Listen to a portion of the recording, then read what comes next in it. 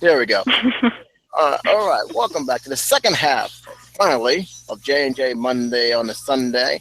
I'm back with my favorite host, Josh again. Say hello. Yo. We're doing this in audio because of two reasons. One, it's raining outside, and two, at least in my area, and two, Joskin is not home doing her own computer. She's in tablet, so out of respect for Yeah. privacy, we are just Well, doing actually, Revs is without his shirt on, so you don't need to see that sexy body. it. Yes, He's nothing but his whitey tidies. and we gotta talk about your drinking habit. I don't have any bad drinking habits. Yeah, but you get way too loose. Well, You every really now have. and again, every now and again I'll drink a lot, and then I'll come home and regret it. Yeah, like She was last night, loose where it's last night. basically dry heaving afterwards. So that was fun. Yeah, But and it's I not gotta. every time. This was, yeah, every few months or so. Sure, Or but you are a happy drunk. Let's call it that way. That's what you are. You're a happy drunk yeah, yeah, I'm because a you happy was drunk. because you was doing text free with the cursing. I was yeah, she's drunk. She wouldn't be that crazy like that. I get It was happy. like when he was like, when the effing podcast gonna start? I'm like, well, damn, she can't wait. You was really drunk. You would say, oh, I was a little drunk. No, you was drunk. Yeah, You know, such no, thing. I might have been on. I might have just been on the third beer when I texted you. I The drank thing is, five total. beer don't do that to me though. I don't understand how that does it to you. I can see wine or whiskey, but beer is soft alcohol compared to other stuff. It's just that when I go, out somewhere, I tend to just take, beer and drink stuff like sake and absinthe when I'm safely at home. But here's the thing. Here's the thing. Right? Did you eat anything before you drink? Yeah, I ate stuff before I drank, and then I was What eating kind some of stuff stuff? while drinking. What kind of stuff? See, hot dogs, burgers, some little mini hot dogs covered in barbecue sauce, some chicken wings See, covered in you know what you need to do? barbecue You need sauce. some crackers before drinking. What? So you need to eat crackers or I, chips, something that can absorb the alcohol. 'Cause this your podcast papa has turned was. into what not to do while drinking. Now we was just happy. I was like, yeah, let me just end this now because she's gonna have curse me out for no reason. All I right, just but no. I just no, sometimes I use colorful language as how usual people use hi. yeah, so you say. All right. All right, we're going to get right to the gist of it. We have a box office results, which I haven't done in a while, but we're going to do it here. We do have a video of the week, and I have very little time to do it, considering that it is via through Starbucks. So let's not waste any Yeah, I'm valuable time, sorry. because So, you went to dinner and then you went to watch that movie, which I don't know why you yeah, like, but then yeah. again, we're going to talk about it Well, later. it just I came got the on movie, like by the way. after what we were watching previously, and I had wanted to see it for a while. Just it has Lena Headey and Matt Smith in it for one, and then it's zombies, and it is an adaptation of Pride and Prejudice that I'll actually watch because zombies. All right, well, I got the movie. Don't tell me what it's about. Did you enjoy it at least? No. Yeah, Okay. enjoyable. It was the zombie effects were good. The People were story hot. wasn't. I didn't ask for that, but I'm not dating any women. Yeah, Well, since we're in this topic of movies, you mentioned what I meant about sequels that are not really connected, sequels that are people don't even know they're sequels. There's been something of a trend that happened a few years ago, and even more so happened more so with some films that are linked as sequels, but not because they are direct sequels to each other, but one character links them all. When you look at this, the Pink Panther comes to mind, the Evil Dead comes to mind, the Desperado series comes to mind because the Desperados people didn't even know there was a first one, and the Desperado film they saw was the second one, and the third one because of the title change. Really, almost unless you didn't know what it was all about, you didn't know it was all connected. There is a debate, and I'm actually want to curious if Brett can speak about the Clint Eastwood Italian films, which is Fistful of Dollars, $2 more, the good and bad and ugly. Many people debate that the good, the bad, and the ugly has nothing to do with the other two films, even though they almost playing the same characters, even though with different names. So these are films that are sequels, that not official, but not deemed official sequels. Even some of the films we actually grew up with, like Jason, does have a sequel that's not linked to the other movies. You know what that one is? Okay, Jason X, the Jason Yes. Goes to Space movie. Yes. I watched Decker Shadow, who is another great a movie creator on Manic Expression, and he did the whole Freddy versus Jason summer thing. So yeah, I binged. Yeah. So So yeah. the purpose is we're going to dissect and why, not just the reason why there are many people debating about these films, but what separates them from having this debate in the first place. Why are these films not really linked to sequels? And I think you have a couple yourself. I'm pretty sure that you've seen films that are sequels, but nobody really say they're sequels. So this is gonna be very I interesting. also have sequels that people like to pretend don't exist, like your favorite Kingdom of the Crystal Skull. Yeah, but that is a direct sequel. And many people don't I even know no, there's that. only three. There's only three. There's only three Indiana Jones movies, and no one can tell me Here's differently. the thing, though. Indiana Jones has a very interesting history. Indiana Jones 2 is actually Indiana Jones 1 because that's a prequel, and before prequels was a thing. Yeah. So many people don't realize that was actually set before Raiders, which is scratch your head as to how, but it is like that. But I'm talking about film that really, really is how is this part of the franchise when it has nothing to do with the franchise? Let's get started with Halloween 3, Season of the Witch. Oh, damn it, I got that on DVD on a $5 DVD bin at Walmart. I've been meaning to watch that for forever, but I haven't actually seen it myself, and it's like in my drawer waiting to be watched. You got to watch it because it's like, wow, this is actually part of the Halloween franchise. And Yeah, it was. here's the thing that really hurt that idea because technically speaking, they wanted to make a chronicle like a something like a one and done story for each Halloween film moving forward. The only reason why we had Halloween 1 and 2 because the script was so long, they actually broke it down to two parts. They were shot back to back. Halloween 1 and 2 was actually shot back to back. They didn't finish that to probably a year and a year and a half later, but they actually shot those two films at the same time. So it made sense why they actually had Halloween 1 and 2 the way they was. However, what was the one mistake they underestimated? The Michael Myers. They underestimated how good of a villain he was. That's why in the Hellraiser series, in the original short story by Clive Baker, the Pinhead I don't believe was even named, and he wasn't the main one. But then people got so in love with Pinhead that in the movies, when they tried to switch the villains up, they had to not go with that plot line because Pinhead was iconic, and people wouldn't really react well to a Hellraiser movie without the, villain. It's very, very simple. When you have an iconic character that people are already attached to, you can't just write him off as if he didn't exist. They tried it with Jason, didn't work. Only the difference.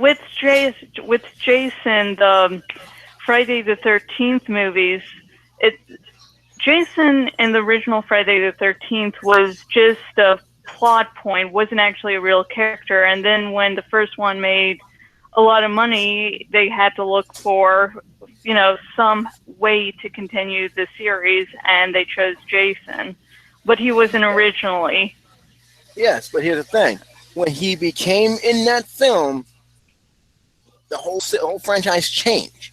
He became the staple, and it really became a trope when 3 came along when they gave him his mask. So now you did all this whole set of which technically, if you want to be honest, there's actually 3 Friday the 13th franchises. We'll get to that in a minute. Wait, Right after wasn't there a TV series too? Was that the third one? Yes, and we'll get to that. We're going to get to that. Okay, sorry. We'll get to that. Come on, we got to stay with Halloween for a minute. Halloween 3. Okay. I don't want to spoil too much for you. Has nothing to do with anything else of Halloween series. This is a fact. A long time ago, when they had the box sets of Halloween, because Halloween at the time they was doing Halloween the 666 or Revenge of Michael Myers, whatever they was calling it this day, it was something mess. They had the following. This is how they did the box sets: Halloween, Halloween 2, Halloween 4, Halloween 5, and Halloween 6. They didn't put Halloween 3 in the box set. Oh, God. Because they had really Halloween 3 season, which is a totally different story with a totally different concept. Now, if you're a sci-fi thriller, you may actually like this film a lot more than those who were looking for Mike Myers. I had a love-hate relationship with this movie. I actually think, in all, it's actually a pretty good movie, just on its own. In fact, if you just take away Halloween and just say Season of the Witch, this is it stands out on its own very, very well. But you had Halloween name stapled on there, and that would hurt this film. That's why they was forced to go back to Michael Myers. Michael Myers died after 2. He was dead. His face was gone. It was burned off. There was no coming back from that. But he was too iconic. And that's the whole thing. I think personally, the Halloween franchise after 2 really was pointless. I think that they should have kept it the way it was. John Carpenter should have just made it the way he wanted to do it, have a Chronicles, but just leave it, just want the Halloween Chronicles, not Halloween 3, to separate that from the first 2 movies. What are your feelings on the Halloween franchise and the forgotten sequel? Well, I don't really watch slasher movies all that much. I've seen bits and parts of Halloween, but I have a shitload of B movies. Yeah, so I have a lot of watching to do. Like, I could probably binge for a year or so with the amount of DVDs I have. Well, you shouldn't be here yet because there's actually one B movie that's in here. Actually, it's called the Z movie, but I think you heard of it. The what movie? Z movies. The Z movie or the B? These movies come straight to video, and in theaters or straight to video. They became popular. That's why I call them the Z movies. Oh, it's the shot on Cheerios? Because I've seen a few of those. I have some. Well, there's a couple on this list too. Okay. If it makes you feel better, John Carpenter is back in Halloween again. So he's overseeing the new Halloween movie. So we will get a new Halloween film sometime during the next few years. I say that because hey, look, they got to come up with a script. They tossed Ron Darby's script out the window, okay? So that's why I said next few years. Halloween 3 is an interesting thing and probably one of the top 5 lists that really is one of those standalone sequels that really you don't have to watch neither Halloween films. In fact, you can just easily take that whole thing out and just skip right on to the rest of the Halloween film, and it will link together. Halloween 3 do not link together. And yet, I kind of respect the film now more than ever because it is a film that is so. You made a bold move. It didn't work only because you had an iconic character, but the possibility of seeing a different Halloween story every Halloween was something that I wish they would have done. I really did. And this would have been the beginning staple of it, have it been received more kindly, not by most of the critics. Critics was pretty mixed, but by the fans. Yeah, it's always good when directors and studios try something new, and sometimes it will not work out, and sometimes it will, and if it does work out, it really fucking works out. So then let me go to your movie. Okay. Why did they change the Mine. Evil Dead? Why did they change the Evil Dead to the Army of Darkness? Well, with the Evil Dead, they it started out on a more serious note, but then the thing was that audiences really liked the humor more, and so they played up that aspect. And personally, my favorite film of the franchise is the third Evil Dead movie. It's the first of the Evil Dead that movie that I watched, and I've seen it so many goddamn times. I've seen the second one once, and I don't believe I've seen the first one actually. Wait, why can't they just call it Evil Dead 3? No one realized this was Evil Dead 3. I believe it actually took me a little bit to realize it was part of the Evil Dead franchise. I have no clue why they did that. It's one of those unique things because I'm like, wait a minute, Army of Darkness? Because I found it from a box set. Those special collector sets. I'm like, Evil Dead 2, wait, Army of Darkness? That was part of that was Evil Dead 3? Could have fooled me. I didn't even notice it. I honestly didn't think that was a smart move. Yeah, I don't But then it, continue. Sorry. but that's just me. Yeah, I can I tell hope they don't. when you do sequels and such, having the names is extremely helpful. But I've read book series where they don't, where like I've gotten like the second or third book in a trilogy from the library before, and it's only after I get home that I go, wait a minute, this is part of a series. And so I guess being a book reader, I'm a little more in tune with them not plastering the series name on it from time to time. Hmm. I don't know. So, your Ash show, how you like the TV show? Oh God, fucking Ash! I have caught up. I've been keeping up with it all this season and last season too, but Revs isn't all caught up, so I sadly can't talk about more than up to the second. Okay, Does he's it, giving me permission to spoil for him, so okay, he's not paying attention. does it live up to the Evil Dead Okay. mythos? That's all I need to know. In the evil Ash versus Evil Dead takes place after Army of Darkness, and you know shit happens. He accidentally he's like hitting on a woman and reads from the from Necromonicon. Fuck. And it ends up summoning evil, and he ends up taking on two companions, Kelly and Pablo, who worked at the same place he did. And Lucy Lawless joins the cast. And it's not really Mm. till near the end of the first season that you realize exactly who she is. So it's sort of cool. I've never watched a Xena Warrior Princess before, but I believe in that show, Lucy Lawless and Bruce Campbell both you know, Yeah, war in the series together.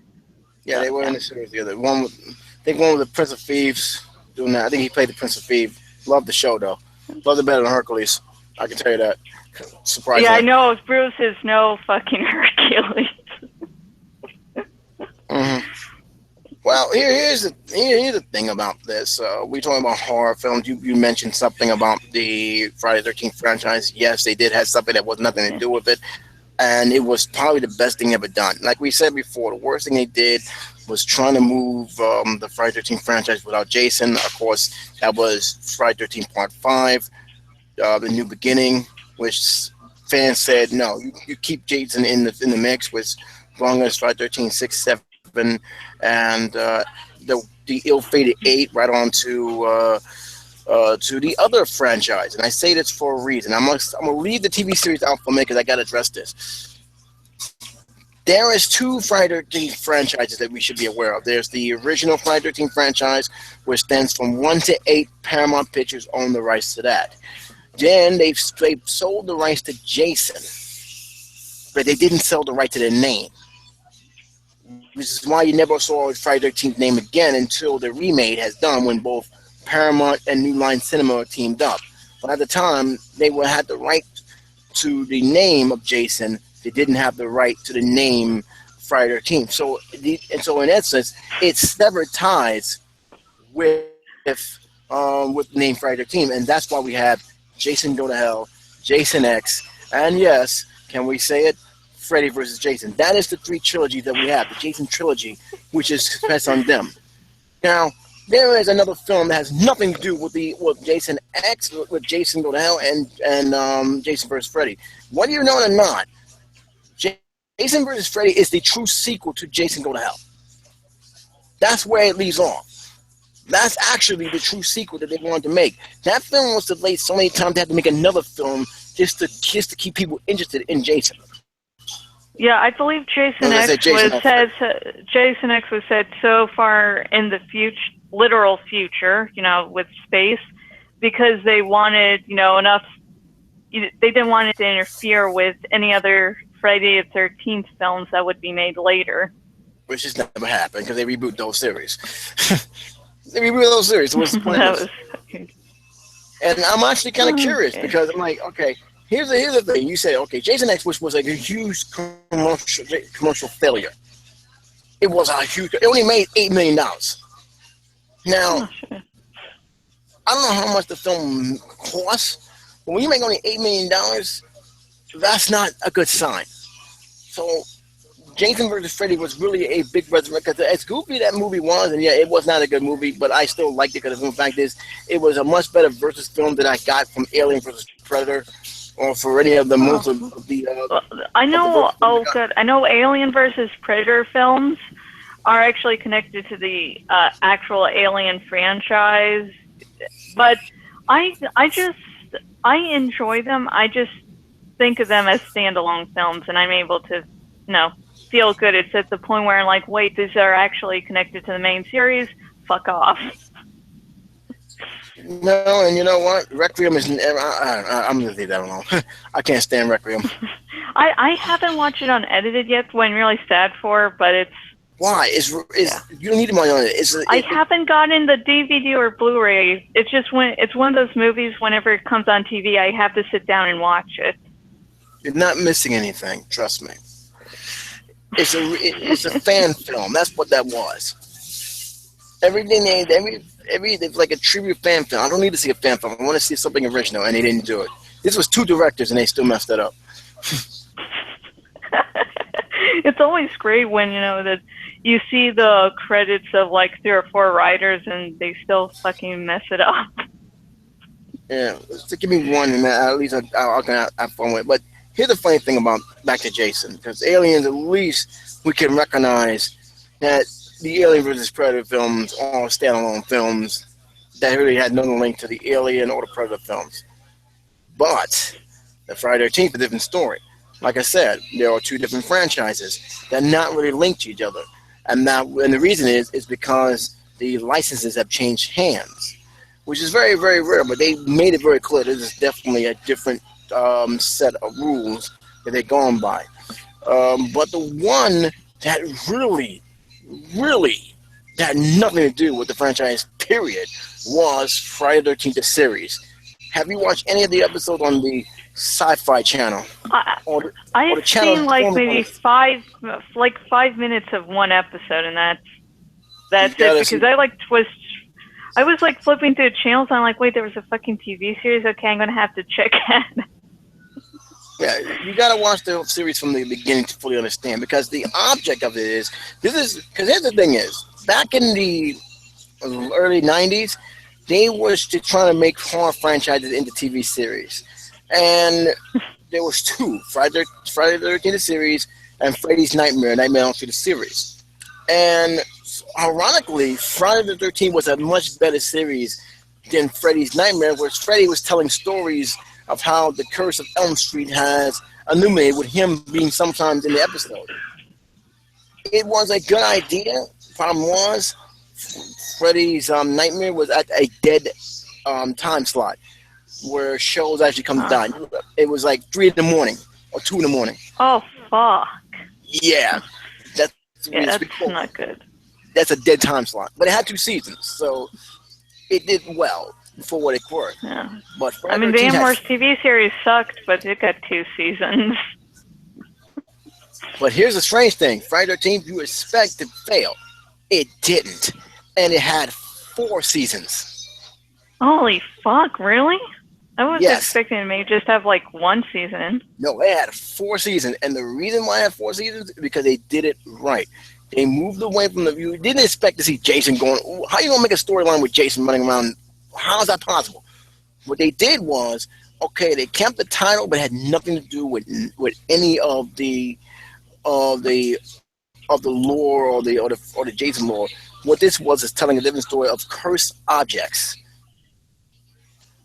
What happened was, and I'm going to tell you the cliff notes. There was a antique dealer who was selling cursed objects. He made a deal with Satan to sell these cursed objects that can cause death and destruction.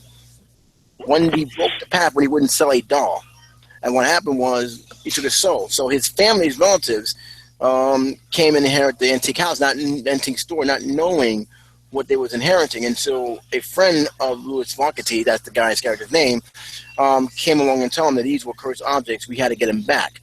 So the object of the whole series was getting back these cursed objects that can cause great damage. That was the whole premise of the story. So for 4 years, they were actually chasing these cursed objects, which is very, very That good. sounds like it's. I would say it sounds stupid, but I've kept up with all the Sharknado movies. Yeah, one of my favorite episodes was the 13 o'clock, and it's a very interesting episode because what happened was when there's like, you know how there's only been 12 hours, a.m. and p.m., right? Well, there was a Yes. watch that actually go to the 13th hour, and it freezes time. So you in that gap, and you can commit all sorts of robberies and all sorts of crazy stuff because there's right now there's time freezes for that 1 hour. There's one catch though. You have to kill somebody to make that time work. I have a few people I'd kill. So Hi, it's baby. you also have. Is he listening to this? Because I know he's like shaking his head probably. No, I'm in his. I'm using his Bluetooth, so he can't hear you. Oh, I know you're probably saying something. But there's also the coin where it can take life and bring people back to life. So you had those episodes. They were very good episodes. So they actually had a cult following, and the fan base was huge. It only slowed down when they changed the characters. But here's a note: one of the main characters in Friday 13th series actually was a star in Friday Then Jason Go to Hell, the final Friday, and they kept some of the music because the music was iconic. Then they kept the music throughout the Friday 13th franchise, starting with 8. So yeah, it's its own thing. Is a link to the franchise without being a link to the franchise. And to be fair, it actually was a good. It was actually way better than I think a lot of people expected it. I know he's like, I'm still not watching the show. No, I'm thinking of watching it, but it's just, I have all these movies to watch, all these TV shows to watch. Never mind the TV shows I catch up. No, the TV shows that I actually watch. So yeah. Mm-hmm. Yes, Yeah, you are definitely. It sounds interesting. Yeah, you should check it out. It's actually it's a very surprising. It's in your league of sci-fi horror. You will actually like it because it does have that feel. And I remember this. They had a weird. In the '90s had a weird scheduling with TV shows. Friday 13th, Freddy's Nightmares, and of course you had the Wars of the World, which lasted 2 seasons. War of the Worlds? Yeah, that TV series called War of the Worlds, 2 seasons. What the hell? Is it based on the same book? Is it based on the same? It picks off right where the movie left off. The old. I'm not even talking about the new movie. I'm talking about the old movie. Okay. Yeah. So what happened to some that survived? Yeah, and they made a big thing about this because they showed the old movie first before premiering the TV series. Yeah, it's one of those. Oh, Now let's get to your England movies because I don't understand. Even though it's considered to be a trilogy, it has nothing to do with each other. Why is it a oh, trilogy? oh good. Why is Sons of the Dead, Hot Fuzz, and what the end of whatever they call it? At World's End. Those ends. Yeah, Explain this that's to me. I'm gonna let you the Nick explain this to me. Frost one. Yeah, explain that At to me because World's I End. can't. I'm talking to Brian for a sec. At World's End was the Nick Frost and Simon Pegg film. Hmm. Okay, just explain Yeah. it to me, please. No, fuck. We're talking about the Coronado trilogy. World's End. Yes. World's End. That was. God, fuck. Explain how is this a trilogy? They have nothing to do with each other. It's okay, babe. Okay. You forget shit on a daily basis. But anyways, yeah, the Coronado trilogy is linked by there in England. There's this whole ice cream called Coronados. There's Cornettos. Sorry, Cornettos. You can't pronounce it. Yeah, the World's End. Yeah. Yeah, Nick Frost eats one in every single film. Yes, Are you getting instructions from Rev? he's trying to talk. Okay, can you speak into this? The whole joke is in every one of their films, there's a court. One of them is eating cornetto, especially Nick Frost. But at the World's End, when they're showing in current times that after the big explosion happens and wipes out all the world's electronics, he's talking about missing things from back in the day. Some things he does, some things he doesn't. And when he says the things he does, all of a sudden a rapper for a cornetto, he's kind of doing the T2 on the chain link fence, looking at the world where it's all blown up. One of the rappers flies by and gets stuck on the fence, and when he goes to grab for it, it disappears. And that's the joke. So there's always a joke because it's somebody eating ice cream. Yeah, it was. There's why, 3 different flavors, and that's what connects them all. It's like me having socks on. One's green, one is yellow, one's blue. Oh man! So technically speaking, it's not really a trilogy. Yeah, it's just. Yeah. Oh, no one caught on till the World's End. Okay, so it turns out the whole quote-unquote trilogy was sort of revealed in the 3rd film. It's I guess a dorky sort of joke for people. Mm-hmm. So yeah, that's what connects them all, makes it a trilogy. Okay. I'm like wondering why is this a trilogy? So basically, technically, it's one of those things. But it's just like the other trilogy where this cop, I can't get his name. I'm trying to look for him right now. The Hot Fuzz, I can't remember. I haven't seen all of that name. I haven't seen all that name. I haven't seen all the. Okay, hang on, Druckerly, I'm passing you. Okay. No, he's gonna say something. Okay. The joke in Hot Fuzz with the cornetto things is they're every day Nick Frost goes and gets something from the shop, and at one point when they both give in to being useless cops, they're both eating the cones, and they see crime, they go to run after it. They both try to eat the cone really fast, and they get brain freezes, and they're covered in ice cream, and it's cornetto. Okay. Here's Aaron. Okay. Are you there, Josh? Hello, Josh again? Are you there? I lost you. If you can, come back. No. Oh, there you are. What are you doing over there? I can hear you, but I can't hear you. I can hear you. Can you hear me? Okay. While you're doing that, I am.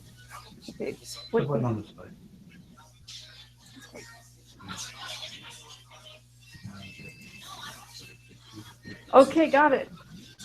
I'm holding it on the top. Hold on, she's trying to figure out a headphone.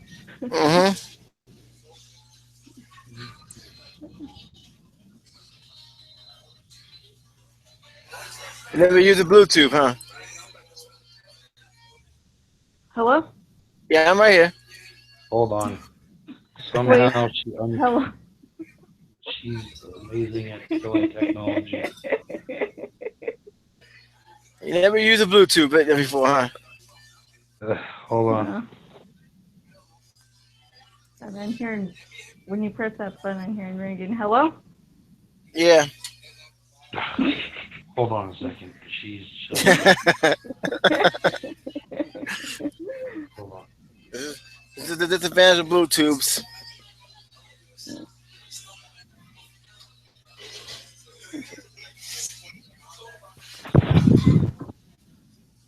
And we're watching. Okay, I'm here. All right, I hear you. Okay, hello? Yeah. See, you never did you never had a phone that you didn't have it in your hand before. Yeah. I can tell. Bluetooth.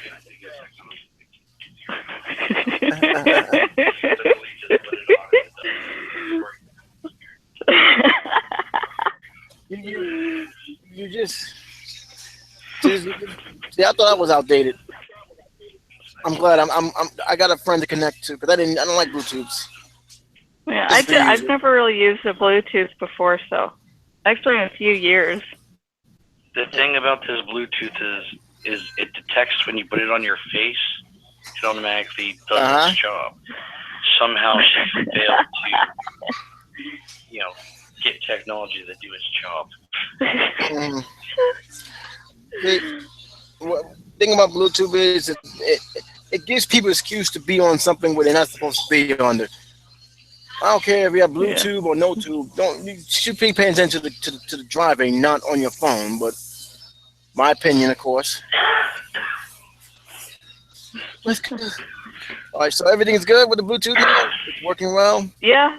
Yeah, it's working well for now. It's louder than before. All right, let's get to a movie series that has a character who's been in 3 movies that makes no sense that they deem it as a trilogy. There's a Michael Keaton character. All right, his name is Ray Nicolau. I'm hoping I'm saying it's right. You ever Ray Nicoletts? I'm gonna say his last name. Nicolettte.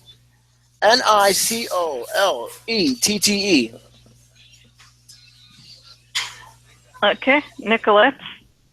All right, that's what his name is. Okay, Ray Nicolette. Now, here's the funny part about Ray Nicolette.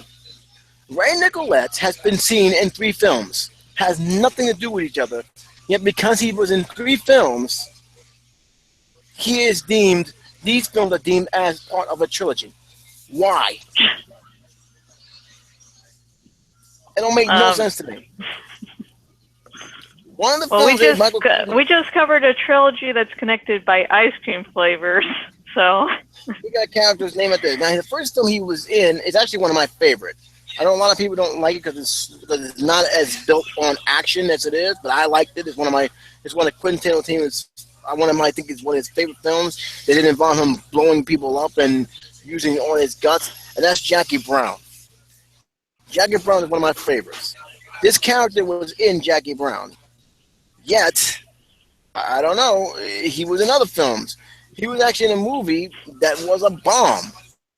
I don't know if you ever heard of that bomb before.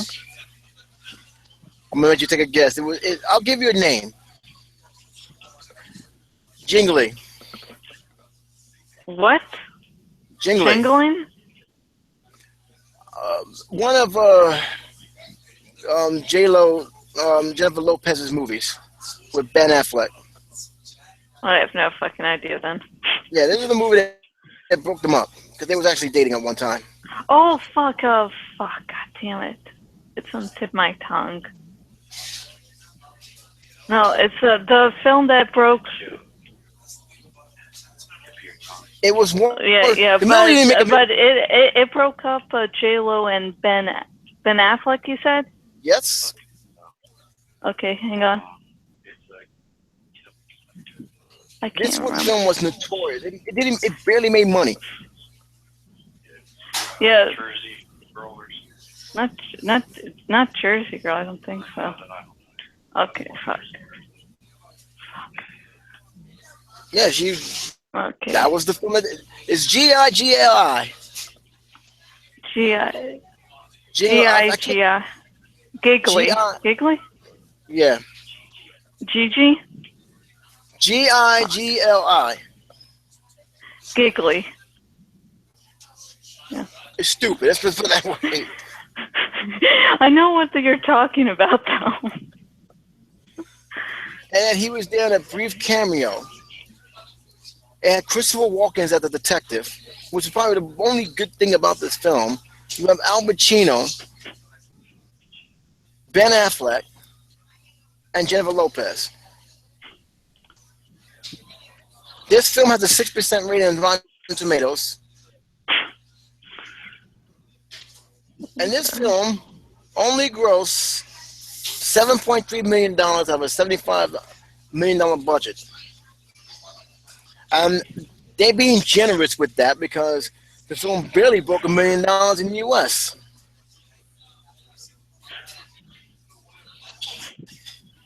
It sounds like you're just like in shock. Yeah, I just... But yes. I knew it did bad. I know it was bad. I've never seen the movie before, but yeah, it has a Oh my reputation. God. This was a bad movie. You want to talk about bad career movie? You watched it? I had no choice. I had to do a review on it. I was doing an essay. I saw 3 films back to back that were horrible. I mean, just like, what the hell were they thinking? The film I still despise the most out of that 3 lineup was Spice World. I can't stand that film. Oh, you poor soul. I can't stand that movie. I'm going to hate that God. group.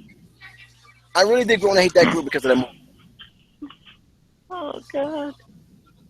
The only thing good that came out of that movie is stop NSYNC from making a movie. That's the only thing that came out of that thing that was good. NSYNC was supposed to make a movie, and they didn't. They said, you know what, this ain't working. Goodbye. But yeah, Michael Keaton had a character who really, I don't understand why this character was in there. He was uncredited. And yet, because he was there for a brief time, you never heard from him again, that's a part of a trilogy. I'm trying to get the other film. I'm looking for it now. That was like, why? I'm going to see if I can find it for you. Jackie Brown. There it is. Out of Sight. I don't know if you ever seen that movie, Out of Sight. No.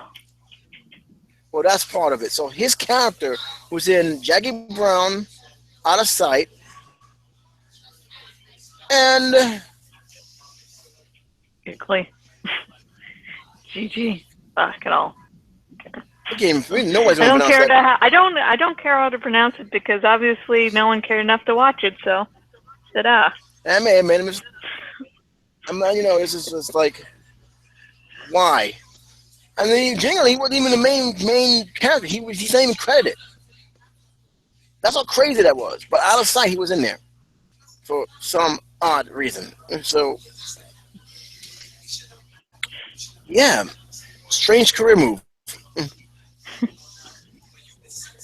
Right, but that was one of those weird films that came out. Let's talk about Desperado. I know you've seen at least one of these 4 films. No, I haven't. Oh my God. I've seen Desperado. Don't worry. Me and Revs has this conversation at least a few times a day. He's shaking his head. Well, Desperado He doesn't even need it. He doesn't need to hear this full conversation to know what's going on. So you haven't watched that one? Well, I can understand the first Desperado film because nobody saw it. It was in Italy. Yeah, no, I think my dad has like the trilogy and like a little collection. Okay, because I can understand why. It had nothing to do with Antonio Banderas. Everybody wants to say his name. He's a great actor. You didn't see that film he made with Lucy Liu, huh? Fuck. Have you seen that No. film? What film are you talking about? X versus Sever. X versus 7? X versus Sever. Ballistic. Yeah, it's not worth remembering. Trust me, I'm not going to repeat it again. But that movie almost ruined his career. That movie almost ruined his career. Yeah, but there was actually a trilogy, and surprisingly enough, nobody for a while, at least for a while, did not knew each one was linked to each other. You had the Spanish title, which I can't pronounce, but it was done in Italy. It was not done in the United States, so it's understandable why there's no general link to those films that people will see it. You had Desperado, which became a cult classic, a very well written film, and then you had the film I was disappointed in, Once Upon a Time in New Mexico. The only thing that actually shocked me about the movie was that Johnny Depp eyes got taken out. Oh shit! Yeah, that was a gruesome scene. Johnny Depp walking around So with was no it eyes. Johnny Depp? We were talking about. We briefly mentioned in Nightmare on Elm Street, and Johnny Depp got killed in the first movie by being consumed by his bed. Yeah, that was one. That was a. Yeah, but this one, he wasn't dead. He just got his eyes taken out. There's a big difference. Yeah. Yeah, he's still alive, so. Yeah, he's alive. Just can't see no more. That's for that. You might as well just, after you do that, you might as well just finish the job. But they kept him alive. So we're just gonna drill your eyes out. That's it. But that's a unique film that comes again, unless you got that the whole box set. You will not know that was actually all those three films all connected. Oh, that was the whole thing. That was the biggest draw. Like, oh, we didn't even know this is. They really made a first film before Desperado. Yeah, they did. They did. Yeah, they did just, that. I know this isn't a movie, but with The Giver, 4, there were actually 4 books, and they're and they are tied together, but they just continually get worse and worse. With the 4th one, they could have done something so much more. And if the author had gone with her original idea, it could have actually been something. It's when at the end of The Giver, when the one boy, makes it so everyone can feel again and get memories again. They had a good opportunity to show how people were coping with it, but instead they don't. And that was my biggest disappointment with the 4th one. But the second book is not tied to is only tied to the rest of the 4 by the 3rd and 4th books. Basically it goes from The Giver to a completely different storyline, and you're left to what the fuck. But then it's brought back around again for the 3rd and 4th books. But for the second book, you're basically what the fuck. Yeah. Well, this one was definitely unique, but not as unique as this one. I almost forgot. I almost slipped out of my mind because you were talking. I was trying to keep it in my head. What's the once? And this is actually kind of funny because, again, unless you know the series by heart, you wouldn't know that there was actually a sequel to the Pink Panther film that was so low by the director, Blank Edwards, he tried to take it away from the franchise. No, I don't really. I never kept up with that series, so I didn't know.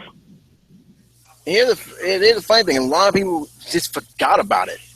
That's how bad this film is to many people's eyes, because it wasn't really Crusoe. Because what made the Pink Panther was Peter Sellers' performance at Crusoe. And I'm going to get to Peter Sellers in the near future because he's such a unique character. And I just saw a wonderful movie that pretty much describes his life. Now it's The Life and Death of Peter Sellers. Great film, HBO film. You guys got to watch it. But he was so unique with that role. He actually hated the character. He really did. Yet he still made a dozen sequels. But I can understand why. The paychecks. Go ahead. I just, if you hate doing something but you make money from it. Well, you got to understand that Peter Sellers was broke. And he needed a comeback in a bad way because both him and the director were just making bombs after bombs and bad movies after bad movies. That this was a last chance. So Return of Pink Panther was really the return to glory for both Blank Edwards and Peter Sellers. Because Peter Sellers made some very unusual decisions after his career.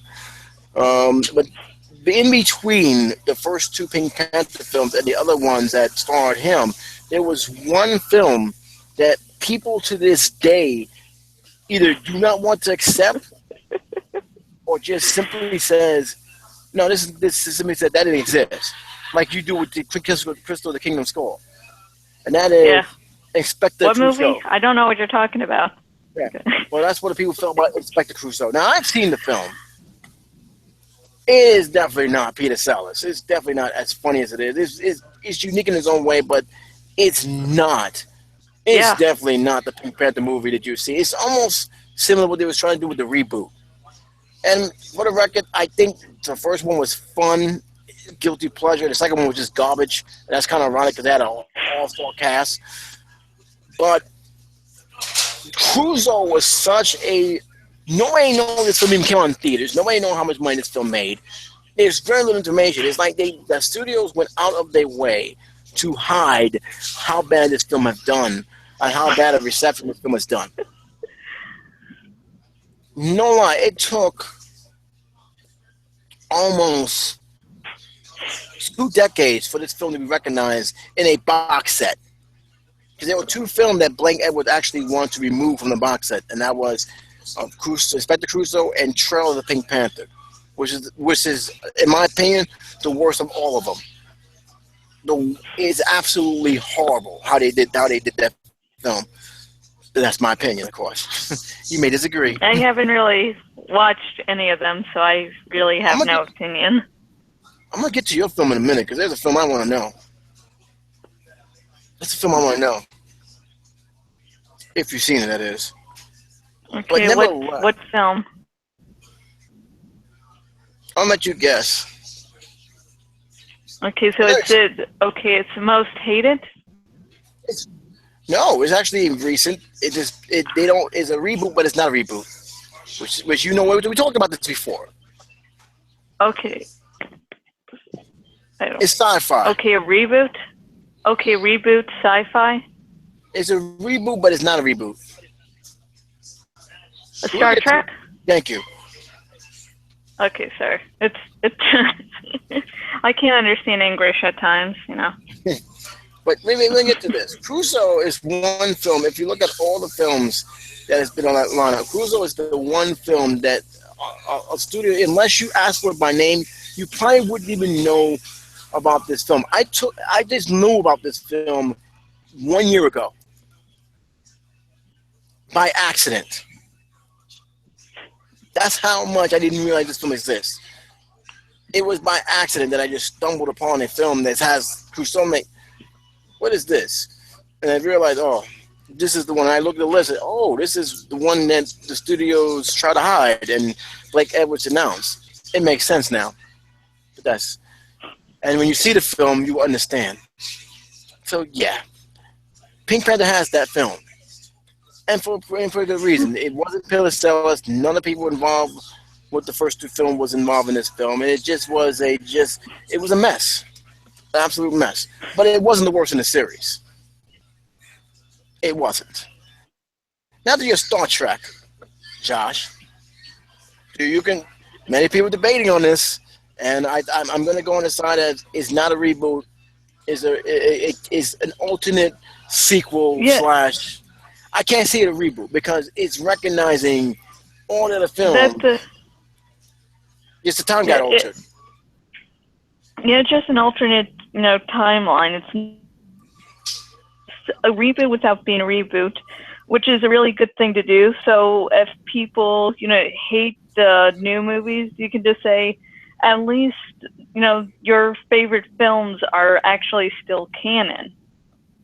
Mm-hmm. And these new films are saying, and these films aren't saying they aren't. Mm-hmm. So how come that worked it? And the Terminator Genesis didn't. Well, it was Yeah, it did sort of the same thing. It was the same sort of thing. It was like just saying, oh, this is an alternate timeline. I mean, even the Kyle Reese that comes back is from a different timeline, and the Terminator series itself has acknowledged multiple timelines. In the Terminator TV series, there's Derek Reese was in love with a woman called Jessie Flores, and when the two meet up in, quote unquote present day in the show, they're actually from two separate timelines. Mm-hmm. So it's like she has some memories that he doesn't. So I don't know. They've done alternate timelines before. But yeah, the problem that was really big with Terminator Genesis wasn't it doing the reboot without being a reboot. It was saying, like people were saying it's going to be doing its own thing, but then there were so many fucking nods to the original films that it just didn't feel like its own thing because it was trying to be, be something else, just the same old thing. And it didn't work out too well, did it? What? Your heart was broken because they canceled Terminator. I don't know what episode this was going to be. Terminator, the Sarah Connor Chronicles, that was canceled after season 2 around the time that shortly before Terminator Salvation came out. So basically with Terminator Genesis wasn't a canceling of the TV show, it was solidifying that the TV show was never coming back. Here's the thing about this, though.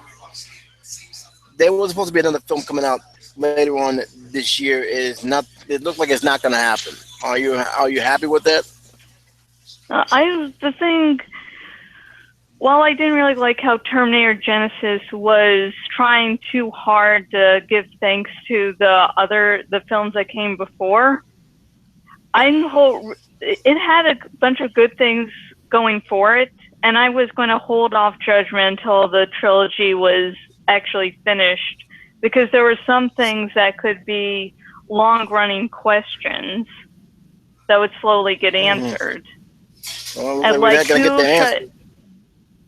who sent Arnold back in time? That was never answered in Genesis, but I wasn't complaining like a bunch of people, because it was like, this is supposed to be the first of a new trilogy. Of course they're not going to answer this major fucking question in the part 1. You need to give people reason to continue watching, give them questions that they need to watch the next film for. Mm-hmm. Well, right now it doesn't seem. I think Amelia Clark might have canceled out from it. So, I think I heard that. So it says here that in 2000. This is why it's always, if you're going to make a remake, do a remake that doesn't seem too close to the original working. Yeah, and if you're going to do the reboot without being a reboot, at least, and you're saying we're doing, and it was made by basically a family that didn't like James Cameron. So instead of showing how they wanted things to be, which they really should have if that was their goal, you can give like little nods and Easter eggs if you're doing a reboot, but just don't fucking have so many in there where it's just like, we get it. There were films before this. Here's what some of the articles said. On January 2016, this was actually announced because this was supposed to come out in 2016. Paramount announced a sequel has been removed from its release scheduling. According to Schwarzenegger, a 6th film will still happen, but as of April, Amelia Clark says she will not be back for any sequel, so she's done. And then she said, she's following the path of Ghostbusters. So she did good as Sarah Connor. But here's the main thing. I like her. Yeah, but here's the thing. This is the only movie franchise. Here's the thing about this. This is the only movie franchise that had not 1, not 2, not 3, but 4 studios making this film. They never had the same studio. Yeah, I know. I since stopped working for the TerminatorFans.com, which is how I was originally really able to keep up so much with the behind the scenes of Terminator Genesis. And yeah, like behind the scenes was just a whole clusterfuck and was really the big reason I was worried because so much shit was happening. I'm like, oh my fuck, this is probably going to be a train wreck in my face. Luckily, it wasn't as bad as I thought it would be, but yeah, it doesn't surprise me that things fucked up. Here's what it is. Here's where we're gonna go back to 1984. I'm doing this for a read. I'm gonna show you just how much difficulty this film got to make. This film was a James Cameron movie.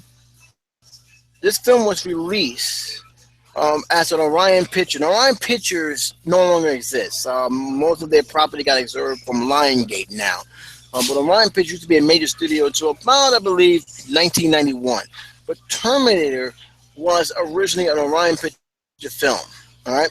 Now, the reason why I'm bringing this up because this is one of the very few times where a franchise have changed hands, but kept the time. They kept, at least for the first 3 films, kept the timeline straight. Now, that's the first film. All right. Terminator 2. Let's look at Terminator 2 Judgment Day. Judgment Day was released through a couple of companies here, which is actually then. It's been distributed by Disney, and I'll say Disney. I say TriStar Pictures. TriStar Pictures is a Disney-run company. That's their second company for more mature audiences. But TriStar Pictures, which still exists, by the way, which released the film. So it wasn't Orion anymore. This film came out what year? 1991. 91. So it came out in 1991. Okay. As not keep in mind, Orion still was existing back then, but not as strong as it was. They was on their way out at that time, so it made sense that they was to keep the legacy going. They had to have a new studio. Now that's Terminator 2. Now there's a gap between Terminator 1 and Terminator 2, but keep in mind the franchise link is still there. You still have the franchise following the same storyline. The same characters came back. So that's the true sequel to that. Now, the Rise of the Machine is a little bit different. I'm going to explain why. We already discussed this before. They actually ended the series in 2. They had an ending where he grew up. They had an ending where he had children. They had an ending listen, Chuckerly, I do not take that alternate ending as anything but some mistake. Well, you know what? James Cameron never showed that ending. They left it open. Okay, that's the whole thing. I think that was a mistake, personally. I think they could have ended it perfectly. Well, goddamn, but that alternate ending just sucked. If they had, I guess, alternate ending where, things ended and more tied up, fine, but at least do a better job. Just holy shit. Now, here's the funny thing about this. This is where you knew. When you start seeing this pattern, guys, this is where you knew that the studio is going to start tinkering and tankering with something, and it's not going to come out as good as you want. Terminator 3 was now released by Warner Brothers Pictures and Columbia Pictures internationally. Now, keep in mind, these are 2 different companies. One is releasing it in the United States. The other company is releasing it through the international waters. This is Terminator 3.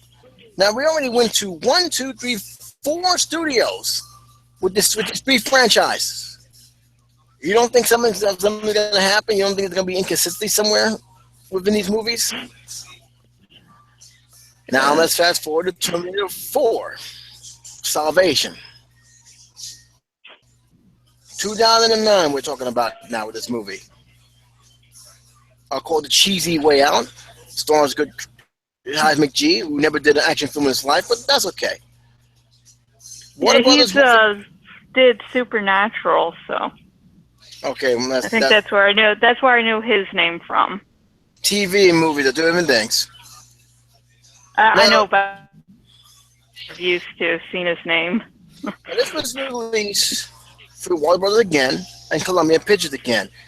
This is where it had the Heiko Company, Woodland Scout, Sound Visions, all these guys there. Now, this film, of course, did very well in the box office, $371 million. The franchise did okay, but the critics was not happy about this. I didn't see the rated R version, so I can't really tell you. To me, if you I've want to make a seen the different R-rated version. I've seen the unrated version. So, yeah.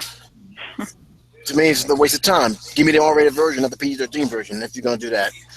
But that's just my opinion. All right, T4, I have to call it that.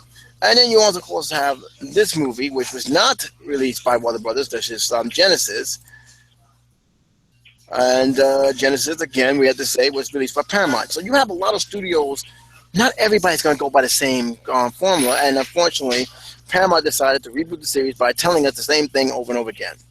Now, the Sarah Connor Chronicles, that's what I had to call it, was actually, doesn't say who actually owned the rights to that, because I'm pretty sure. I'm trying to figure out who owns the rights to this. Doesn't say. Country of origin, United States. They had 31 episodes. Warner Brothers Television Distribution owned the rights to that. So, unless Paramount or Sony or whatever they want to do are going to take up the rights, that's going to stay where it is. But here's the thing. I just told you how many studios now? 5 studios? 6? And this is where the problem of the Terminator franchise really goes. It was really, okay, one studio had one vision of how this franchise should go. They didn't kept it too long. They passed the ball to another franchise. That's had a different vision. They passed it to another franchise. That had a different vision. After a while, those sequels, really, if you look at it, you can't really count them as sequels anymore after one point. Because here's the thing. Terminator Salvation was supposed to be a new trilogy. What happened? Yeah, well, Terminator Salvation was originally supposed to be a new trilogy, too. Yes. The start of one. So, to me, it really shows the lack of creativity with that film and why people said, and yeah, by the way, people do say that Terminator Salvation really is not linked to the first 3 Terminator films, and I can't say I blame them. Well, yeah, it is. With Terminator 3,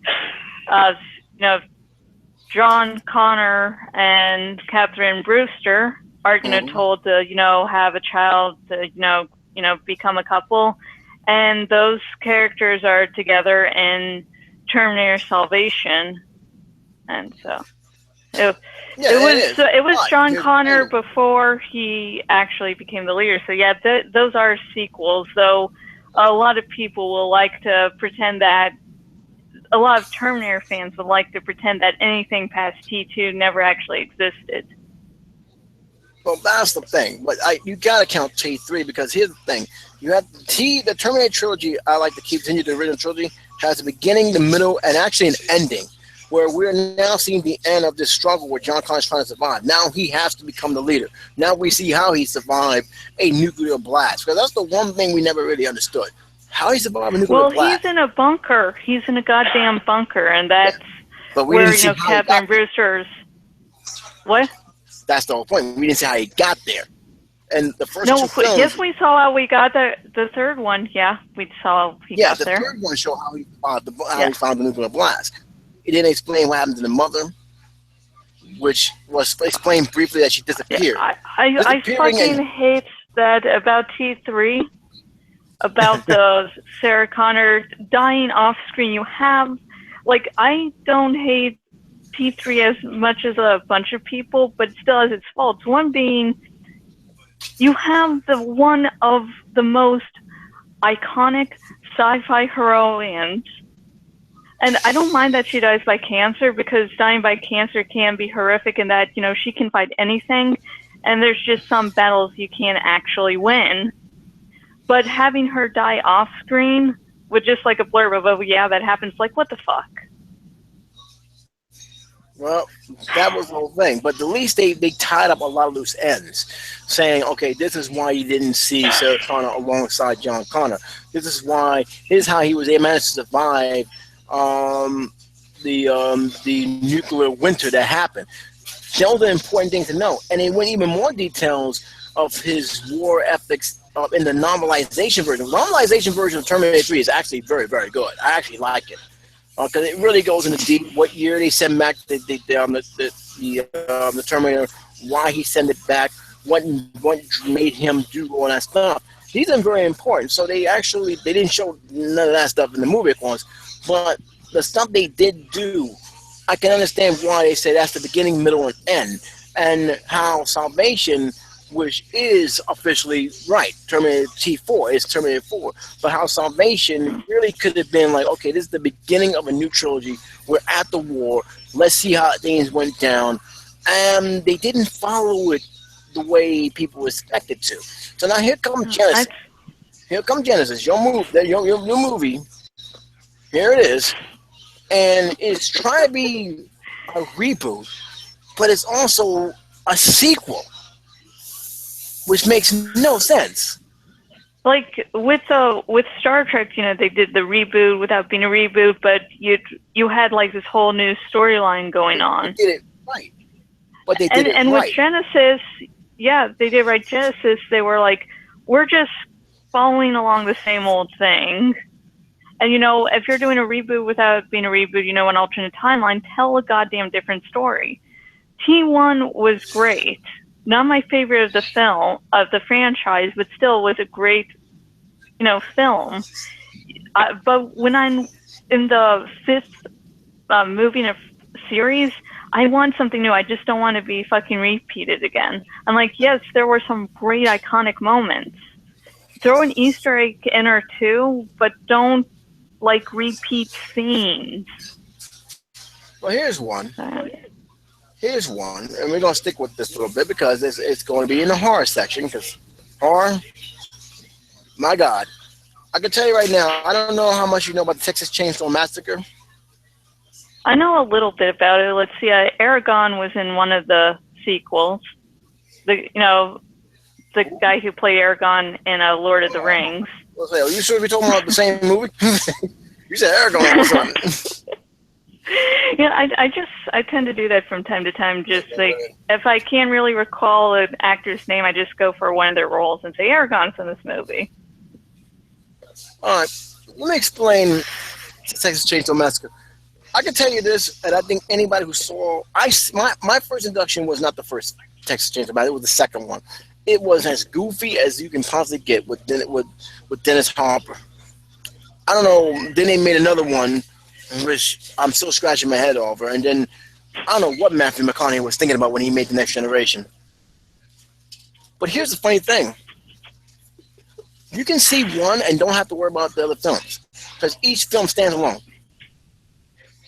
They just have part 1, part 2, part 3, but none of them are linked to each other, except the name.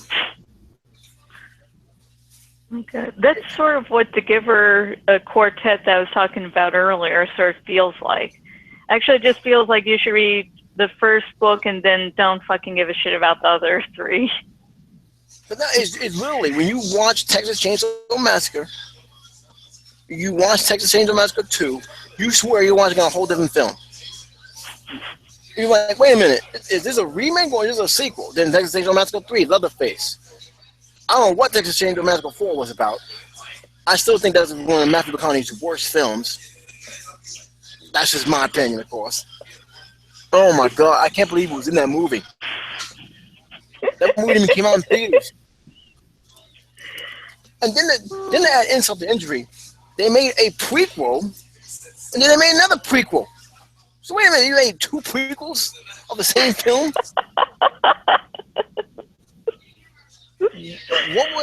What was planning? I don't know what Michael Bay's production company is, but that was the weirdest thing.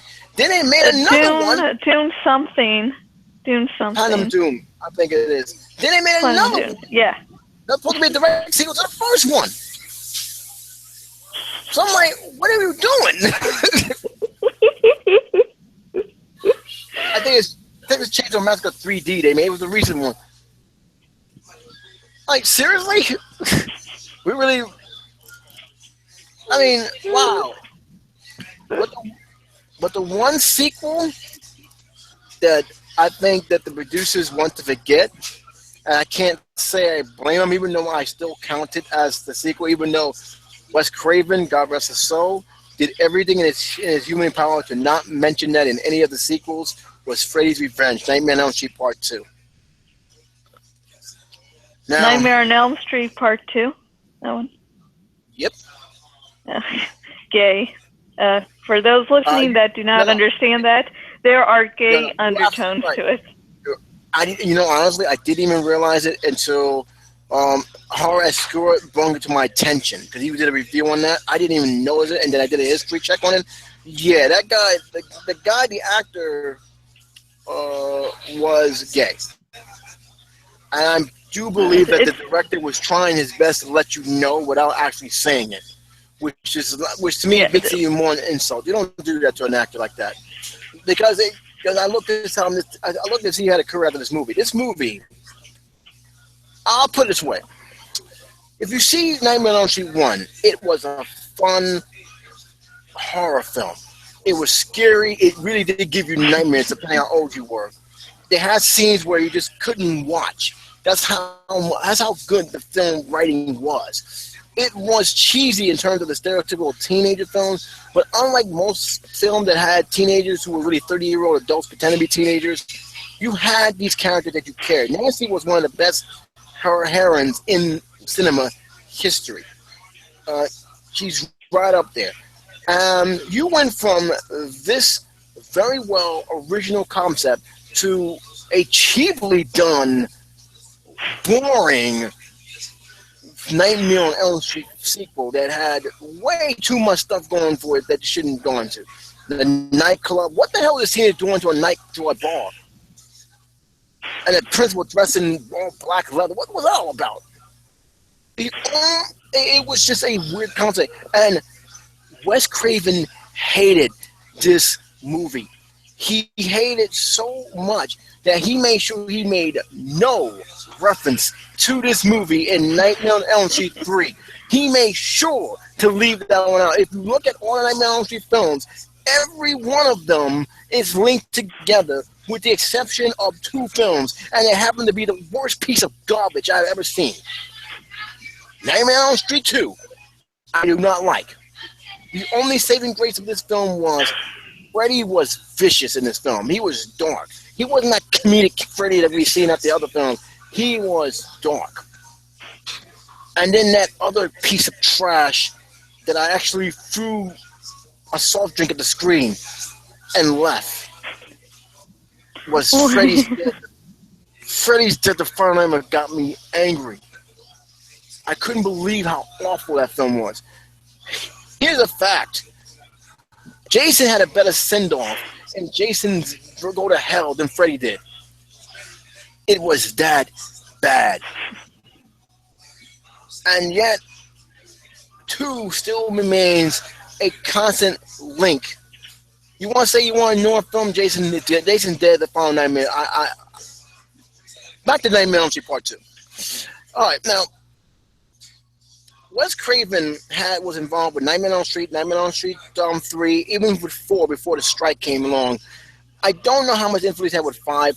People hate 5. I actually thought it was pretty good. It was different. What was the 5th one called? The Dream Child. Ah, okay. And by the way, keep that name in hand because there's a reason why I'm bringing that back up again. But the one film that Wes Craven absolutely loathed was Nightmare 2. 2 was that one film that is like a sequel that is not recognized by the other sequels, period. Period. I mean, end of the story. It is just like, wow, he really went on his way to make sure to tell you we're not gonna talk about this film. But here's the funny part about what Wes Craven also did. He made a trilogy within the series itself. He made the Dream Trilogy. He made a totally different trilogy that links everything together. And there's, yes, the Dream Warrior, which is the best of the series, the Dream Master, and the Dream Child. He made a trilogy within a series. It's the same thing with Star Trek, which people don't know. The Star Trek has a trilogy within a series itself, if he wasn't paying attention. It has nothing to do with Star Trek 1, and I'll get to that in a second. But what was the link to those 3 films? Are we talking about the Nightmare on Elm Street? Yes. of Nancy. Nancy one, I'm but guessing. there's another character. Alice is two, and there was another character that Nancy saved in Dream Warrior. Fuck, I can't remember.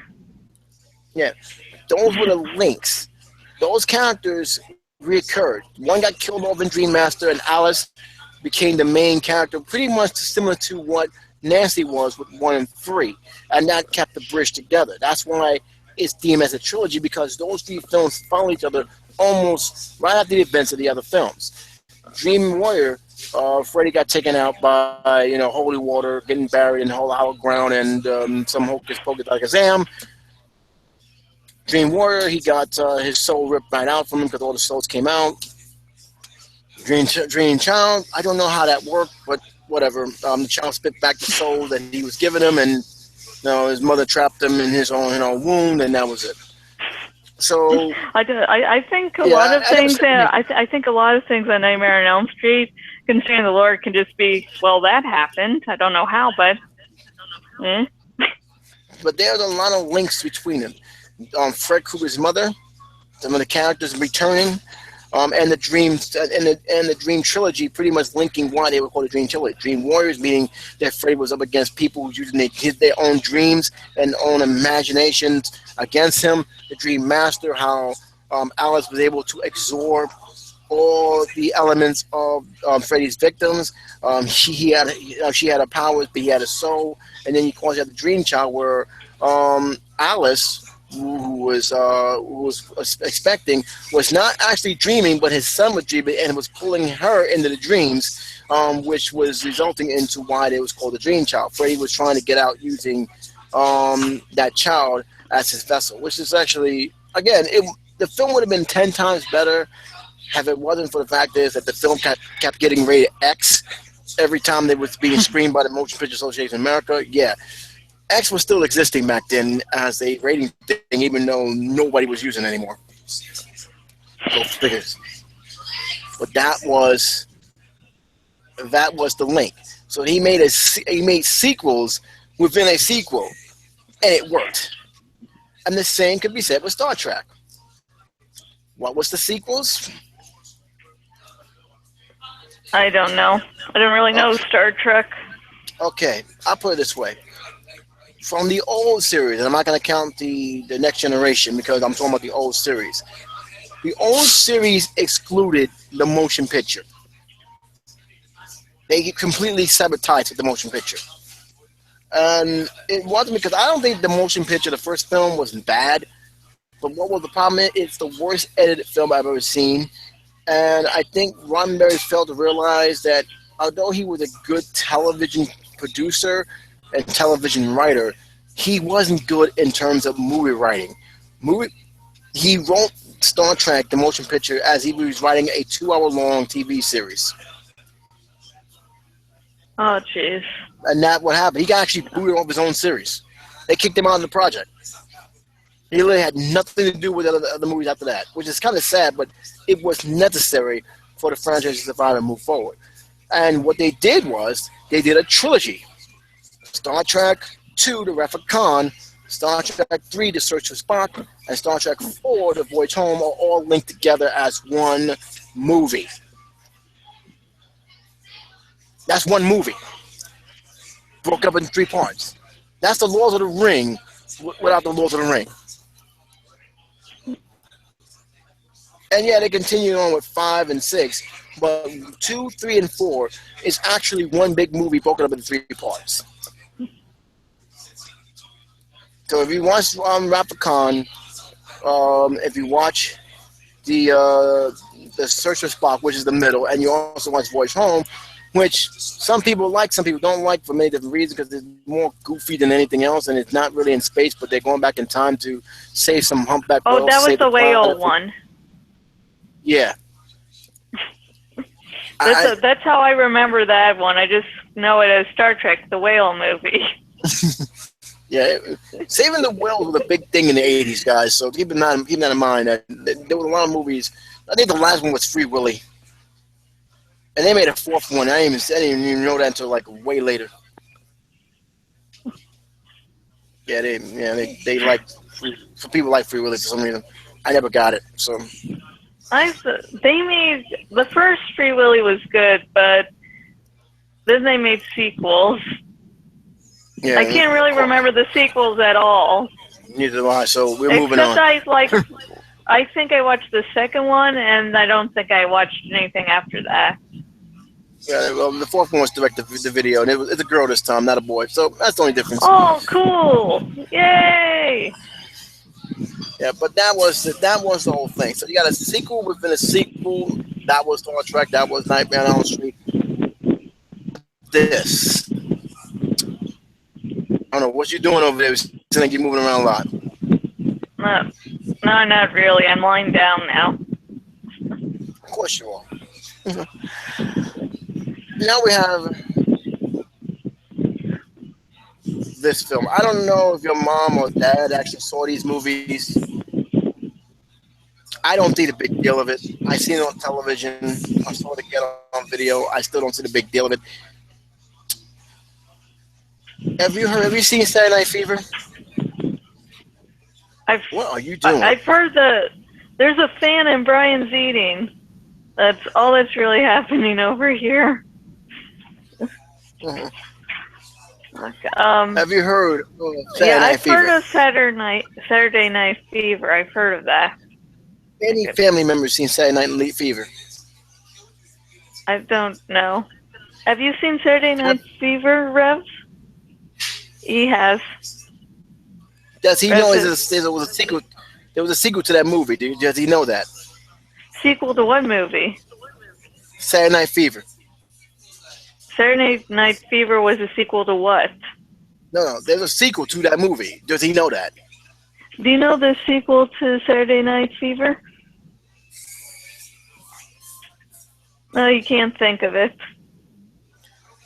Tell him to look up Staying Alive. Staying Alive? Mm-hmm. Staying Alive. He just shrugged. Neither did a lot of people. That was a sequel that people didn't know it was a sequel. I think he's supposed to be a Broadway dancer now. Go figures. But there's also a sequel that people didn't know existed because they did such a good job of covering it up. Do you know Christmas Story? Oh, it had a fucking sequel direct to DVD. Nope. That was not the true sequel. Oh, God, There's actually another one. Oh, fuck. Really? Yeah, yes. It was a summer story. I'm just staring blankly. Yes. My life has no meaning. Yes, you didn't know there was another one? I knew about this, the Christmas Story 2, and it just seemed fucking dumb, and I never actually checked it out. But that's the third one. That's not the second one. They call it Christmas Story 2, so I didn't even know there was a second one. I just, see the first one played a million times on Christmas Day. And why can't I spell Christmas now? I have that ability to confuse people. Okay. Yes, there was a sequel called it had the character's name, and it was a summer adventure. So unless you knew that coming in, you wouldn't knew that was actually an actual sequel to that movie. And keep in mind, it's Ralphie's Summer Adventure. That's what they call. That's what they called it. Yes, it's sad, isn't it? Yeah, but I'm still waiting for you to say something. I need a response. Yeah. Okay. My life has no meaning again. Thank you for killing all my hopes and dreams. I didn't know there was a sequel to it. Yes. Wow. My Summer Story.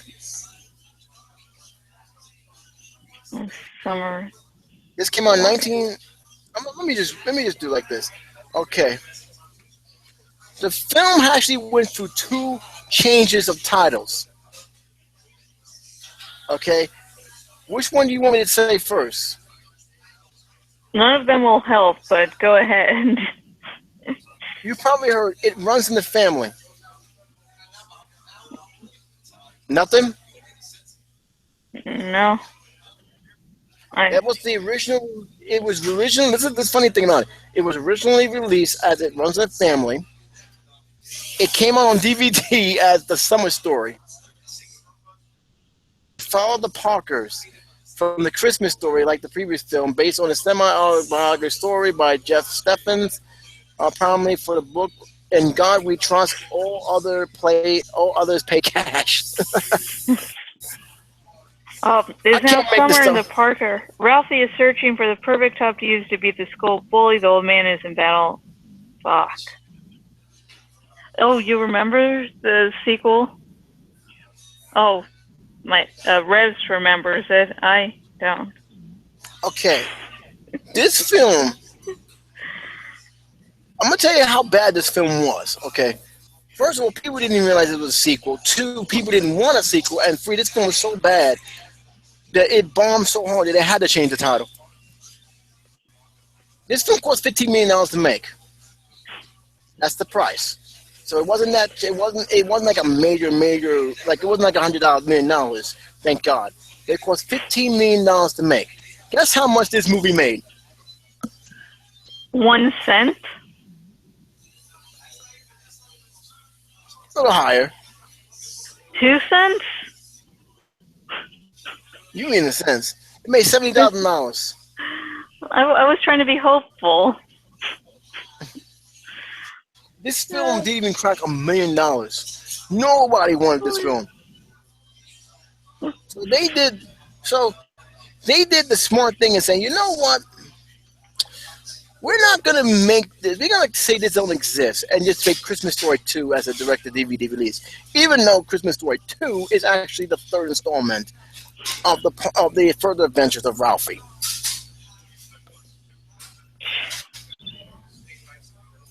Don't you feel happy you found this out?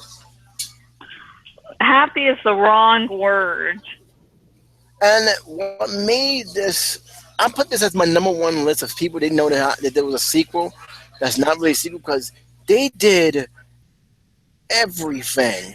I do mean everything in their power to make sure this was not linked to the greatest classic film, A Christmas Story. You think they did the right thing? Well, they made A Christmas Story too, so. Yeah, but it was straight to video. Nobody counts that anymore. No, I don't. I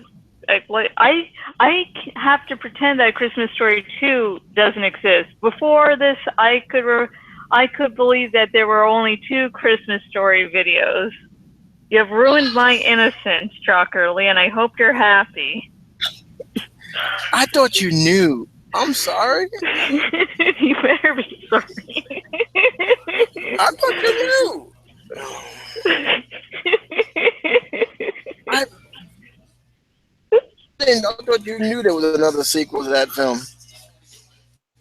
Sometimes I know a lot of stuff. Other times I'm, thankfully ignorant. Hey, listen. It took me a while to understand that Mad Max and the War Warrior was actually the same character, and that was a sequel.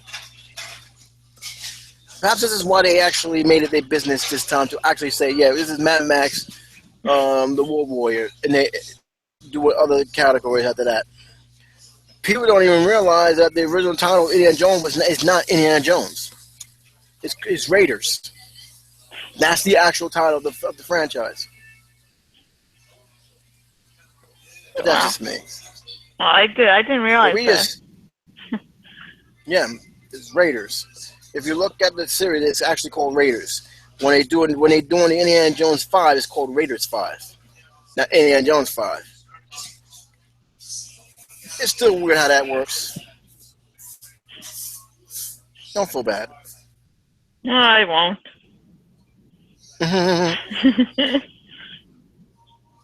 All right, since we did all these crazy films, is there any films you knew that it was sequels that not really a sequel? Oh, fuck. sequels that, fuck, I have like I've heard fan theories before, but like the Cornetto trilogy would be the big one I'm extremely familiar with. Because I adore Simon Pegg. So just feel bad that I haven't actually seen I haven't seen all of Hot Fuzz. Why? How could you? I don't know. My phone, I think, just dissed me. It made a little sound like. Right. Are you happy this Halloween?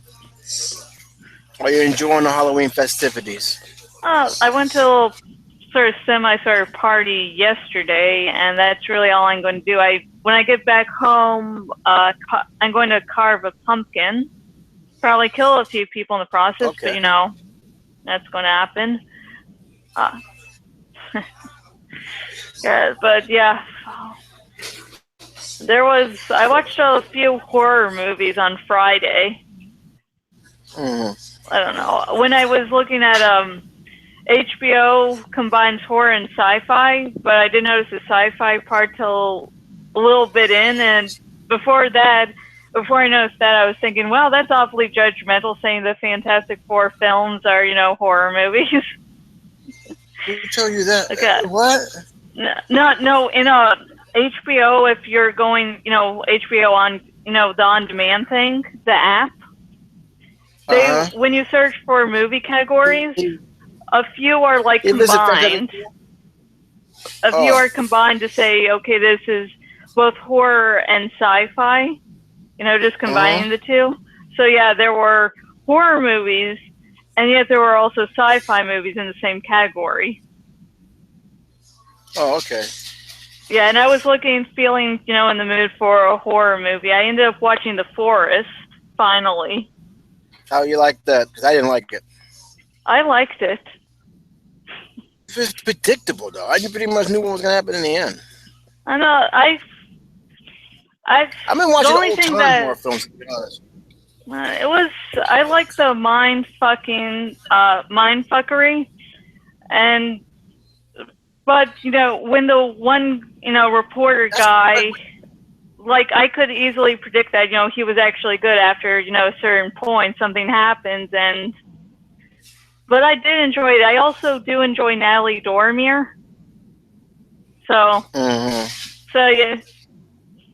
And plus little mindfuckery and beautiful scenery just added to a good film for me. I enjoyed it. Oh, okay. It had enough good stuff going for it. I'm glad you enjoyed it. I didn't think it was that great. I said that, for this, they might as well just give me Blair Witch and get it over with. And speaking of Blair Witch, did you see the movie yet? I know it bombed hard, let me talk about the Blair Witch. The lore, behind it can be actually sort of interesting. Like, if I watch theory videos where people are talking about it, it actually seems pretty decent, but I saw the first film. Not even halfway through the first film. I'm with you. I was talking to No, I'm talking to Revs. I was accidentally raising my voice without meaning to, but not even part way through the first movie, me and the rest of my family were just saying, "Please die, just die." And I haven't seen the second one, but from what I hear about the second one, it was really messed up by the studio. The director had actually a really good idea, but some scenes were put out of place. There was a whole murder scene that the director didn't actually want. So I'm not really interested in seeing that film Book of Shadows as is, but if there was some little cut how the director originally imagined it to be, I'd actually be sort of interested to see how they would go along with that. And as for the third film in the series, if it comes out on HBO Stars or on cable, I'll fucking watch it. I'm just not paying shit to see it. But like I've listened to some videos talking about the new lore that was introduced. I'm actually sort of sad that it turned out that my favorite theory of like the two guys being the killers didn't turn out to be true, and there's a whole now sort of time travel, time manipulation aspect to it, which is actually pretty decent. On what? On what? On Blair Witch? Yeah, the third movie. There's time manipulation. So have they not learned from Paranormal Activity yet? It don't work in those type of films. No, it's the third film. What happens is this guy sees this video online, and and he's the brother of Heather, and that's why he's in the forest, goes in the forest in the first place. And it turns out that the video he saw was actually filmed at what happened at the end of, that was filmed at the end of the film. Film at the end of the film. Yeah, I like sort of time travel things, so it's like it can be really horribly done, and I'll still sort of enjoy it. But yeah, I watched a few videos explaining it. That's what I do with my days, folks. I learn about how bad movies work. Well, at least it's not the other film, because guess what? The people behind this one made it their business to say that Blair Witch 2 has nothing to do with Blair Witch 1 and 3. Thank you for making that be a standalone movie. That's a Paranormal Activity. I saw the spoof, the Paranormal Entity, the spoof, the mockbusters from the Asylum.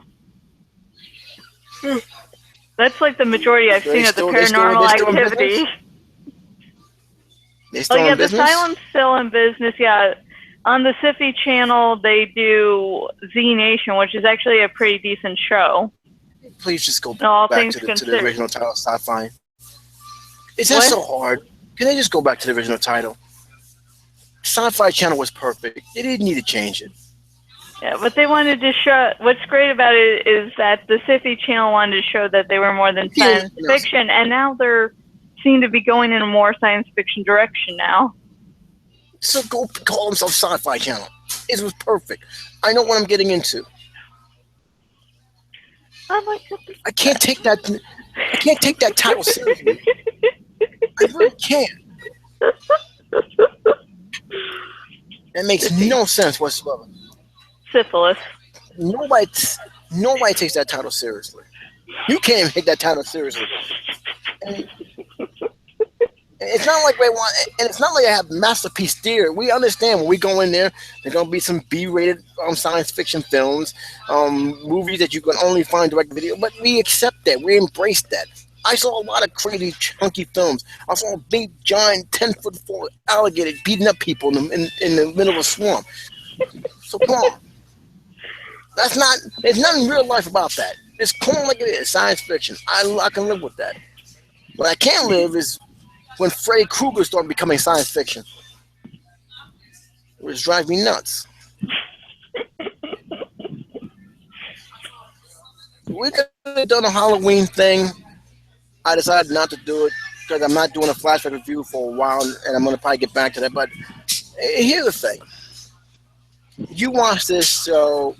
You're a long fan of the show. You love sci-fi. You love the Sci-Fi Channel. I'm still calling it the Sci-Fi Channel. I refuse to call it the Sci-Fi. What they want to call it these days?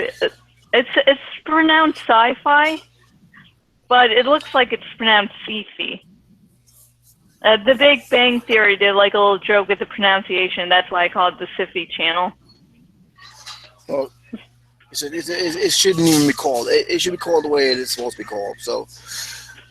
That's my opinion. If they change their name to actually something that looks like a word, I'll start pronouncing it correctly.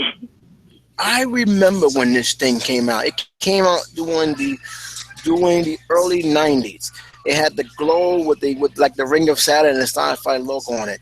and it had all my favorite classic sci-fi shows on that channel. It was awesome.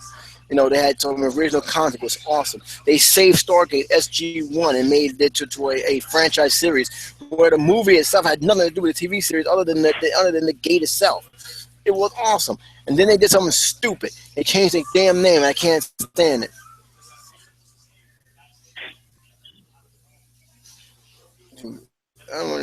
What the hell did this guy got me in here for? Oh, man. Just do me a favor, guys. Whoever behind the name change it back. I'll be more appreciated. At least we know you're for science fiction. I'm not mad about it. Let's just keep it the way it is. I was not looking for nothing else. Yeah, I really wasn't looking for anything else. I know what I'm getting. Yeah. So anyway, before we sign off, because I know you got things to do, as Rev, again next week. I know he's out of cold. I didn't want to bother him. I didn't want to raise his voice. If you want, we're not doing the Hillary thing with the debate because it's not worth my time or effort. Okay, hey Rev, do you want to do the podcast thingy-majig next week? Yeah. It's because I'm keeping hours on Sunday at the same time. I'm gonna go back to that 3 o'clock, 4, like that gap between 4 and now. So that way we have the time to do it. Saturday, it's the same thing. Between 4 and 7. Those are the 2 timelines right there. If it has 7:30, I know we ain't gonna do it. So this Saturday, I'm giving them that time from there. No later than probably 7 or 8 o'clock. Let them know. So, you can text him because I can barely remember what you're saying. It's what time is it going to be Saturday? Okay, it's going to be Saturday. Okay. Same time. Same time. If between 4 and 7. Between 4 to 7. Give you plenty of time to do what you gotta do.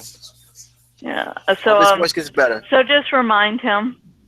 You just need to text to remind him like you have to do with me. I text you. You was drunk. So I'm scared texting you there on the weekends. No, I don't usually get like that. Jeez. Plus, I'll be happy. I keep out Texas, you know. Okay.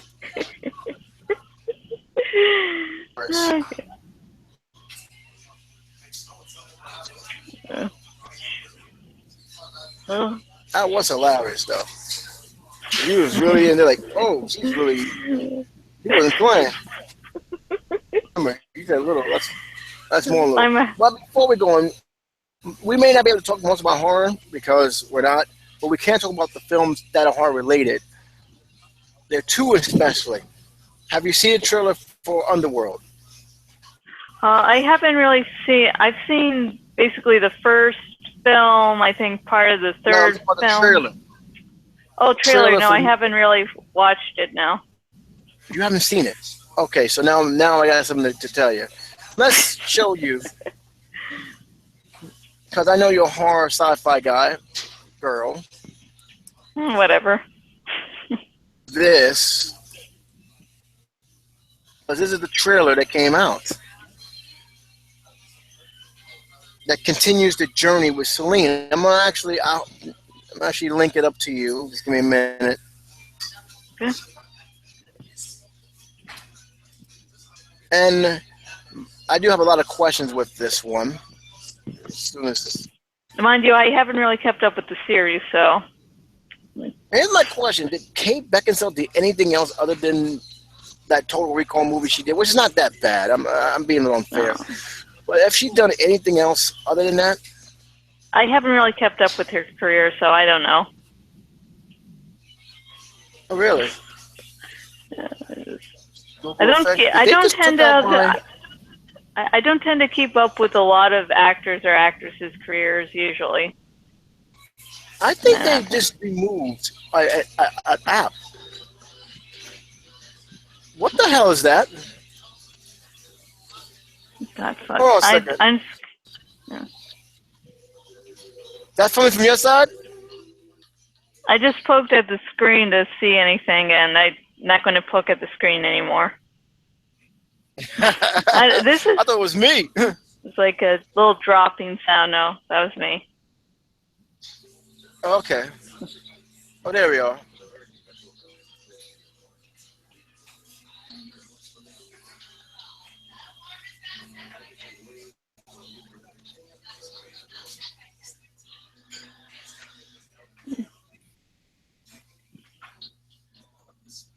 All right. So for some reason that's not it. I think they removed it. This is my first time on mobile, and so I'm really afraid after the whole Bluetooth incident to mess with anything. I'll check it. I'll check when I get on desktop. Yeah, I would have music going on. Yeah, I would have used my laptop, but it turned out that it just suddenly shut down at 33% with no warning. So I didn't want to do a podcast. How's your battery? Is it? Oh, I got a new battery, so it's not the battery's problem. So what is it? I don't know. External? No, my battery's inside the computer. We got a new battery replaced. And so we're going to have to, ask some people to figure what the heck's wrong. Because for a little, when I first got the laptop, it shut down just all of a sudden a few times, and then it started working back normal. It was just in August where the battery just was running out really quickly. So yeah, no clue what's going on. No clue. All right, so I had to reprogram since Google decided. Okay, I got it back now. Now, before.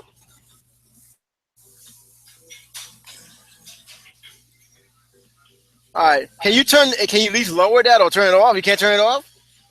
Lower what off? I don't the know music. what you're talking about. I'm not playing any music. Somebody's playing music in my. I don't know where it's coming from. Okay, did the music stop? Nope. We're trying to figure out if it's a fan. I'm trying to figure out if it's the fan or not. I'm looking for it right now, and I can't find it.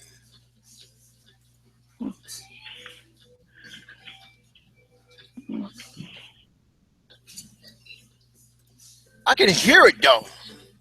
Yeah, I hear some music, but I think it might be coming from your end. It's not from mine. I got nothing else on.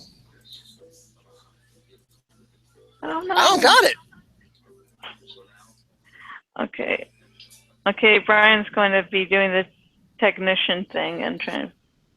Okay, I see it. I don't know what that was all about. Okay. I'm listening to music. I thought it came in from your side. All right, so now, without further ado. Revs wants to tell you to stop doing them drugs. No, it's this people hearing music. It came from my movie box, and I don't even know why I activated it. So I'm gonna press copy, show it to your trailer, get your first impression.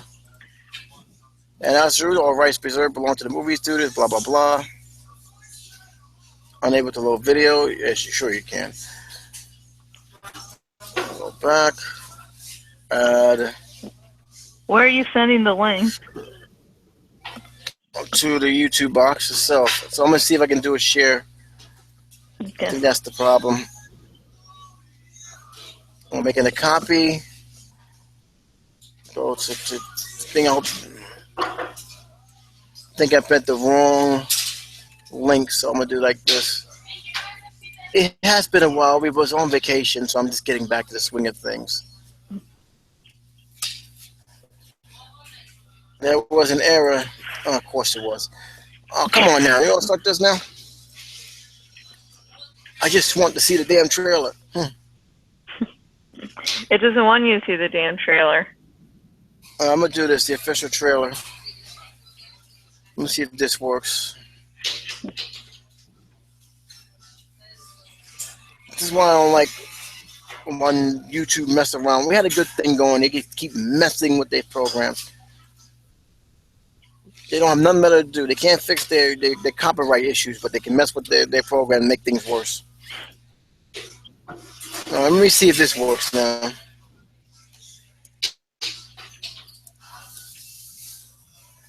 Let me see. Paste.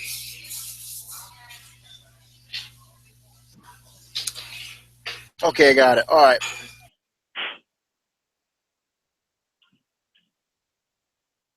Before we show, this is the trailer to.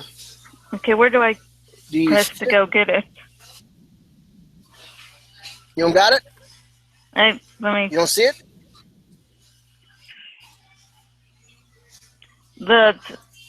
Fucking. Okay, this is my first time in mobile. I am not good with it. Here's what you gotta do. Brian's messing with it. You see what it is? You see under the bottom where it says Google Effects? If Revs has the controller right now, I can't see shit. I keep forgetting to change everything, so everything is almost hidden. Underneath Google Effects is a little 3 dots. Okay, I don't know what he's doing right now, so you telling me to do things can't really help because I can't see anything. You know what? Okay, Rev's under. Hello, Rev? Rev's gone.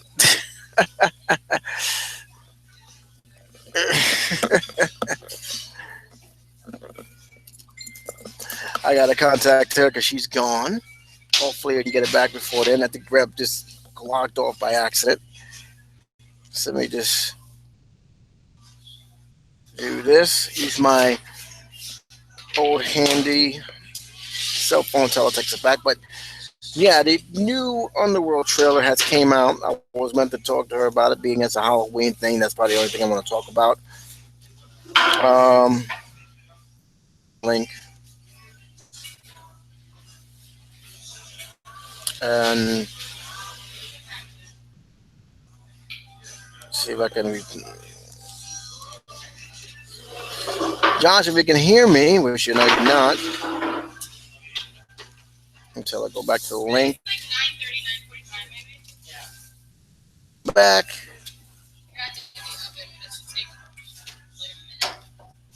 To. Hello? There you go. I was going to slight technical difficulties. Okay, give us the directions again, oh wise master. All right. Underneath Google Effects, you're going to see. No, this is on Google Hangouts. Google Hangouts. Yeah. Okay. All right. Underneath the Effects, because you got to add it as an app. You got to go to Google. Where is Google Effects? Right now, the whole. Okay. No, it's going to be on Google. Goddamn it. Fucking all this shit in here. You on Google Hangouts, right? Oh, Google Hangouts. Yeah. Let's see. That's where you gotta go. You can't go anywhere else. Okay. Hangouts. Okay, I'm getting past. Let's see. Status, news, notifications, contacts, invites, archive settings, help, and feedback. Okay. I'm gonna lay you. I am in yours. What you gotta do? We ain't gonna do all that. Go underneath. It looks like 3 little buttons, 3 little dots. You're gonna click that first. All right. You're gonna see add app. You see it? I see. At the top Hangouts, there's 3 bars. Look right here on the bottom.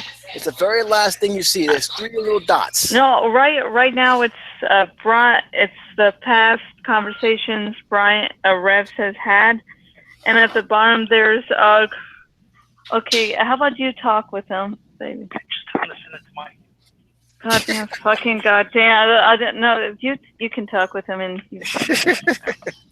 Technology, beautiful. Reb, you there, buddy? I can hear you perfectly fine. All right, Reb. Yeah.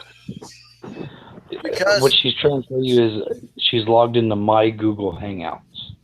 Oh, is there a way you can send it to my thing, or?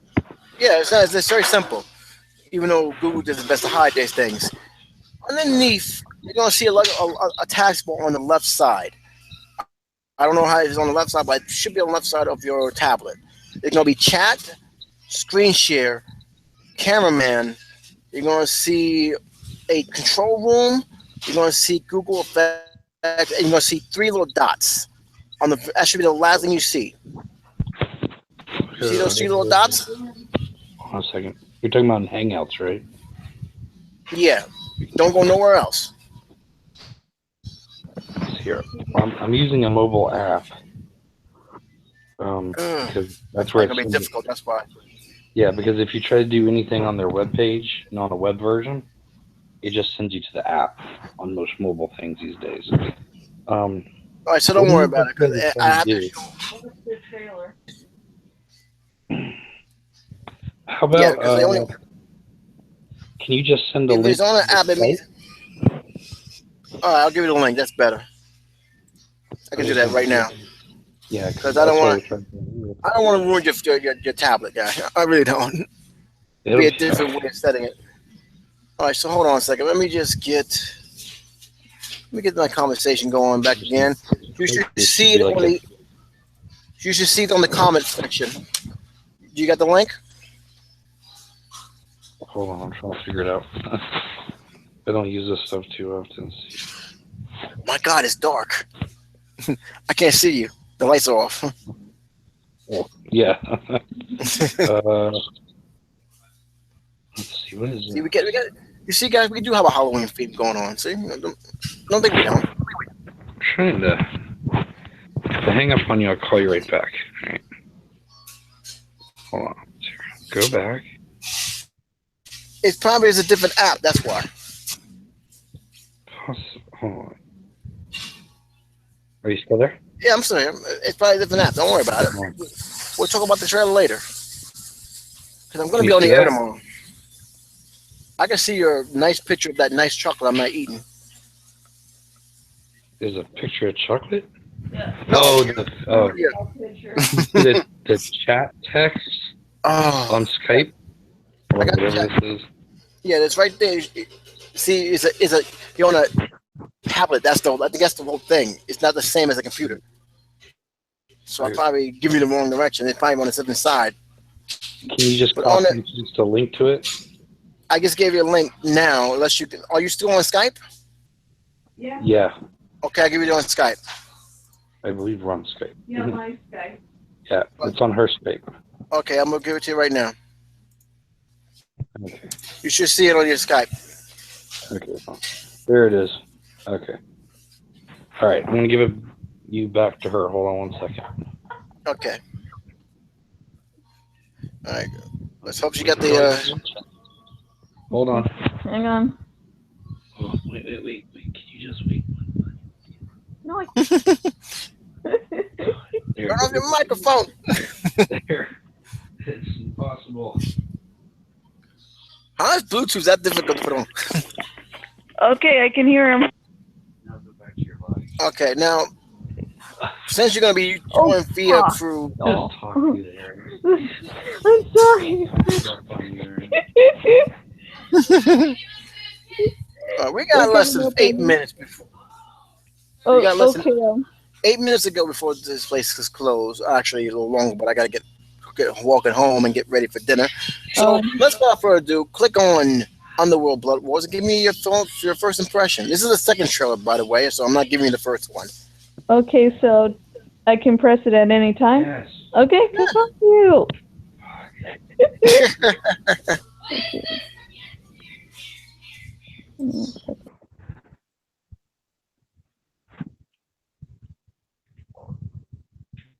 Okay, it's opening. You watching it? Yeah, I'm watching it.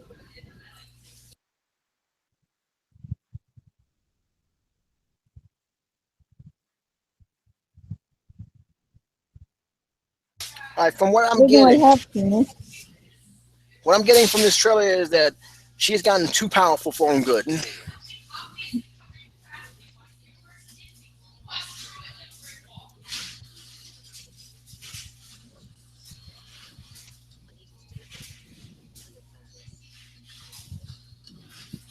Ugh, bad CGIs. Love the castle though.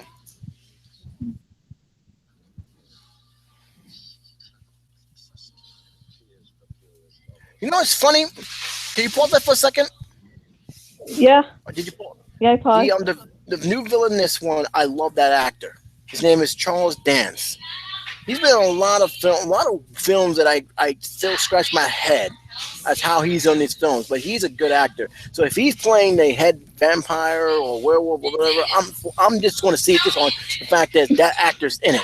He's that good. He never ages. But he's been in the movies a long time. He's just one of those actors that I just admire a lot. Okay, you can see the rest of it now. After you're done fanboying. Go ahead, I'm done fanboying.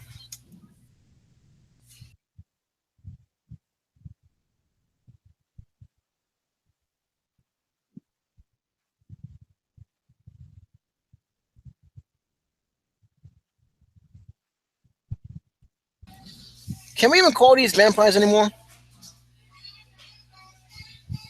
I don't know. You there? I mean, it seemed like for vampires, they don't bite much. They just shoot and just beat people up. Oh, oh, she got speed now. Oh,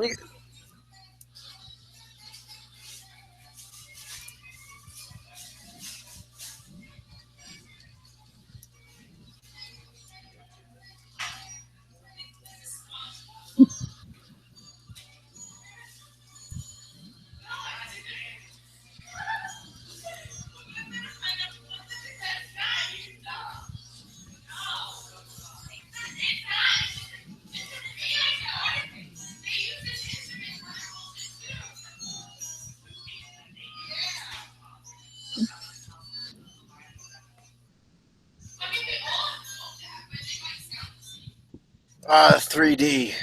Of course. Oh, oh, well, they got bad CGI, so I can't be surprised. All right, real quick, your first impression. Uh, it looks cool. She looks hot. She looks nice. There's going to be action. It's got a guy from Game of Thrones, another guy from the Divergent series. Yeah. You know what's missing? What? Somebody that actually resembles vampires. This doesn't resemble vampires at all. This has vampires. Really? Because it looked like it's a shoot 'em up movie to me. Yep. Well, vampires have guns. What happened I to mean, those the days? first I'm just- underworld movie, and therefore each progressive one has takes place in modern times. Really? I'm finally confused what kind of modern time this is. Well, I'm just saying it's I not really am. medieval time. I mean, the first one, it was modern day, and as I said, I haven't really kept up with the whole series since the first one. I know there's others released. I've seen bits and pieces of them, but yeah, I haven't really kept up with them. Have fun with this one. I really do hope you have fun. I hope you enjoy it. Might see it. Well, I'll say this. I'm not surprised this franchise come out. I do think this is the last one. It does feel like they does feel like they're gonna end the series after this, but I thought they're gonna end the series in 3, and now we're trying to be a prequel, and we got the 4th one, which never really followed it correctly. But then again, Resident Evil never followed themselves correctly either. So there goes that. Okay, I must say I'm glad that since I'm not a Resident Evil game fan, I don't have to worry about watching the movies and continually going, what the fuck? Was it like I love when Bayless does his reviews of the movies, Resident Evil movies, because he's in so much goddamn pain because he's a Resident Evil video game fan. Well, you will be in pain too when this is a film that should be directed to sci-fi, that's gotten into theaters and making money and should not be in theaters. You're talking about Underworld or Resident Evil? Resident Evil. Okay, I'm confused. Resident Evil is like a film that you find on Sci-Fi Channel, but got money to make it to theaters. It looks good. It's fun. I seen all of them, so I'm going to see the last one, even though I doubt that's the last one. It has the only reason I'm actually interested in this supposedly last Resident Evil movie, though, whenever a horror movie uses like the final chapter, basically a title that indicates it's the last one, I don't Never trust is the last one. Yeah, it can be planned as the last one, and then there's 50 sequels. A la, Friday the 13th movies. Yeah. Well, who knows? The guy Ian Glenn, who plays Jorah Mormont on Game of Thrones and plays Dr. Alexander Isaacs in the Resident Evil movies, is really the only reason I have an interest in this film. Well, though the main actress, does a great job with holding up the series, and that's really the one big compliment I can give her. Kate Beckinsale? No, I'm talking about Resident Evil. See, now you got me confused. I thought you were talking about Resident Evil, and you're like, which one are you talking about? Resident Evil. Mila Jovovich, I hope I'm saying her name. I agree. She's interesting. Yeah. She's typecast. She will never get another role again. Not a major one, at least. Yeah, that's sort of the sad thing about her doing a good job with her role as Alice. Is like typecast, it's... That's her husband's fault, though. She's been in other films. Yeah, I know. They just haven't really had the same notoriety for her as Resident Evil movies. But the point is, that's her husband's fault. He's not giving her anything new. All she's been doing is throwing out. I can go a whole thing how her husband, in my opinion, ruined her career in so many ways. But then again, that's just me. I just want to see how this ends, and hopefully, I think they're gonna. Personally, I think she's gonna get killed off. I think she's gonna get killed off in the end. Well, they've cloned in the past, so they could, bring her back by a clone. Because the script writing in the movie series is so good. Don't give them ideas. They Please. Probably have. If it makes enough money, they'll get ideas. Do you remember Alien Resurrection? Yeah, me and Brian both enjoy this film. We know how screwed over Joss Whedon was with the script, though, because of the goddamn studio. But it was enjoyable. Yeah, well, there was a Ripley clone that was sort of had xenomorph DNA. I'm going to try to be gentle and be nice, but no, I do not want to see another of that attempt. If they kill her off, let us stay there and start over from a new franchise. Yeah, because throughout the trailer, they're saying that the end of her story, so maybe some other character picks it up. So if they want to continue the Resident Evil movies. But again, that we actually were talking about near the start of the podcast, once you have an iconic character, continuing the franchise without him or her could be detrimental. Yeah. That's why they have to just let it rest and not do anything for a while. Let it sleep. And then work on the other ones from that one. All right, next week, Johnson, we're going to court. Oh, no. What did I do? You didn't see the dead bodies?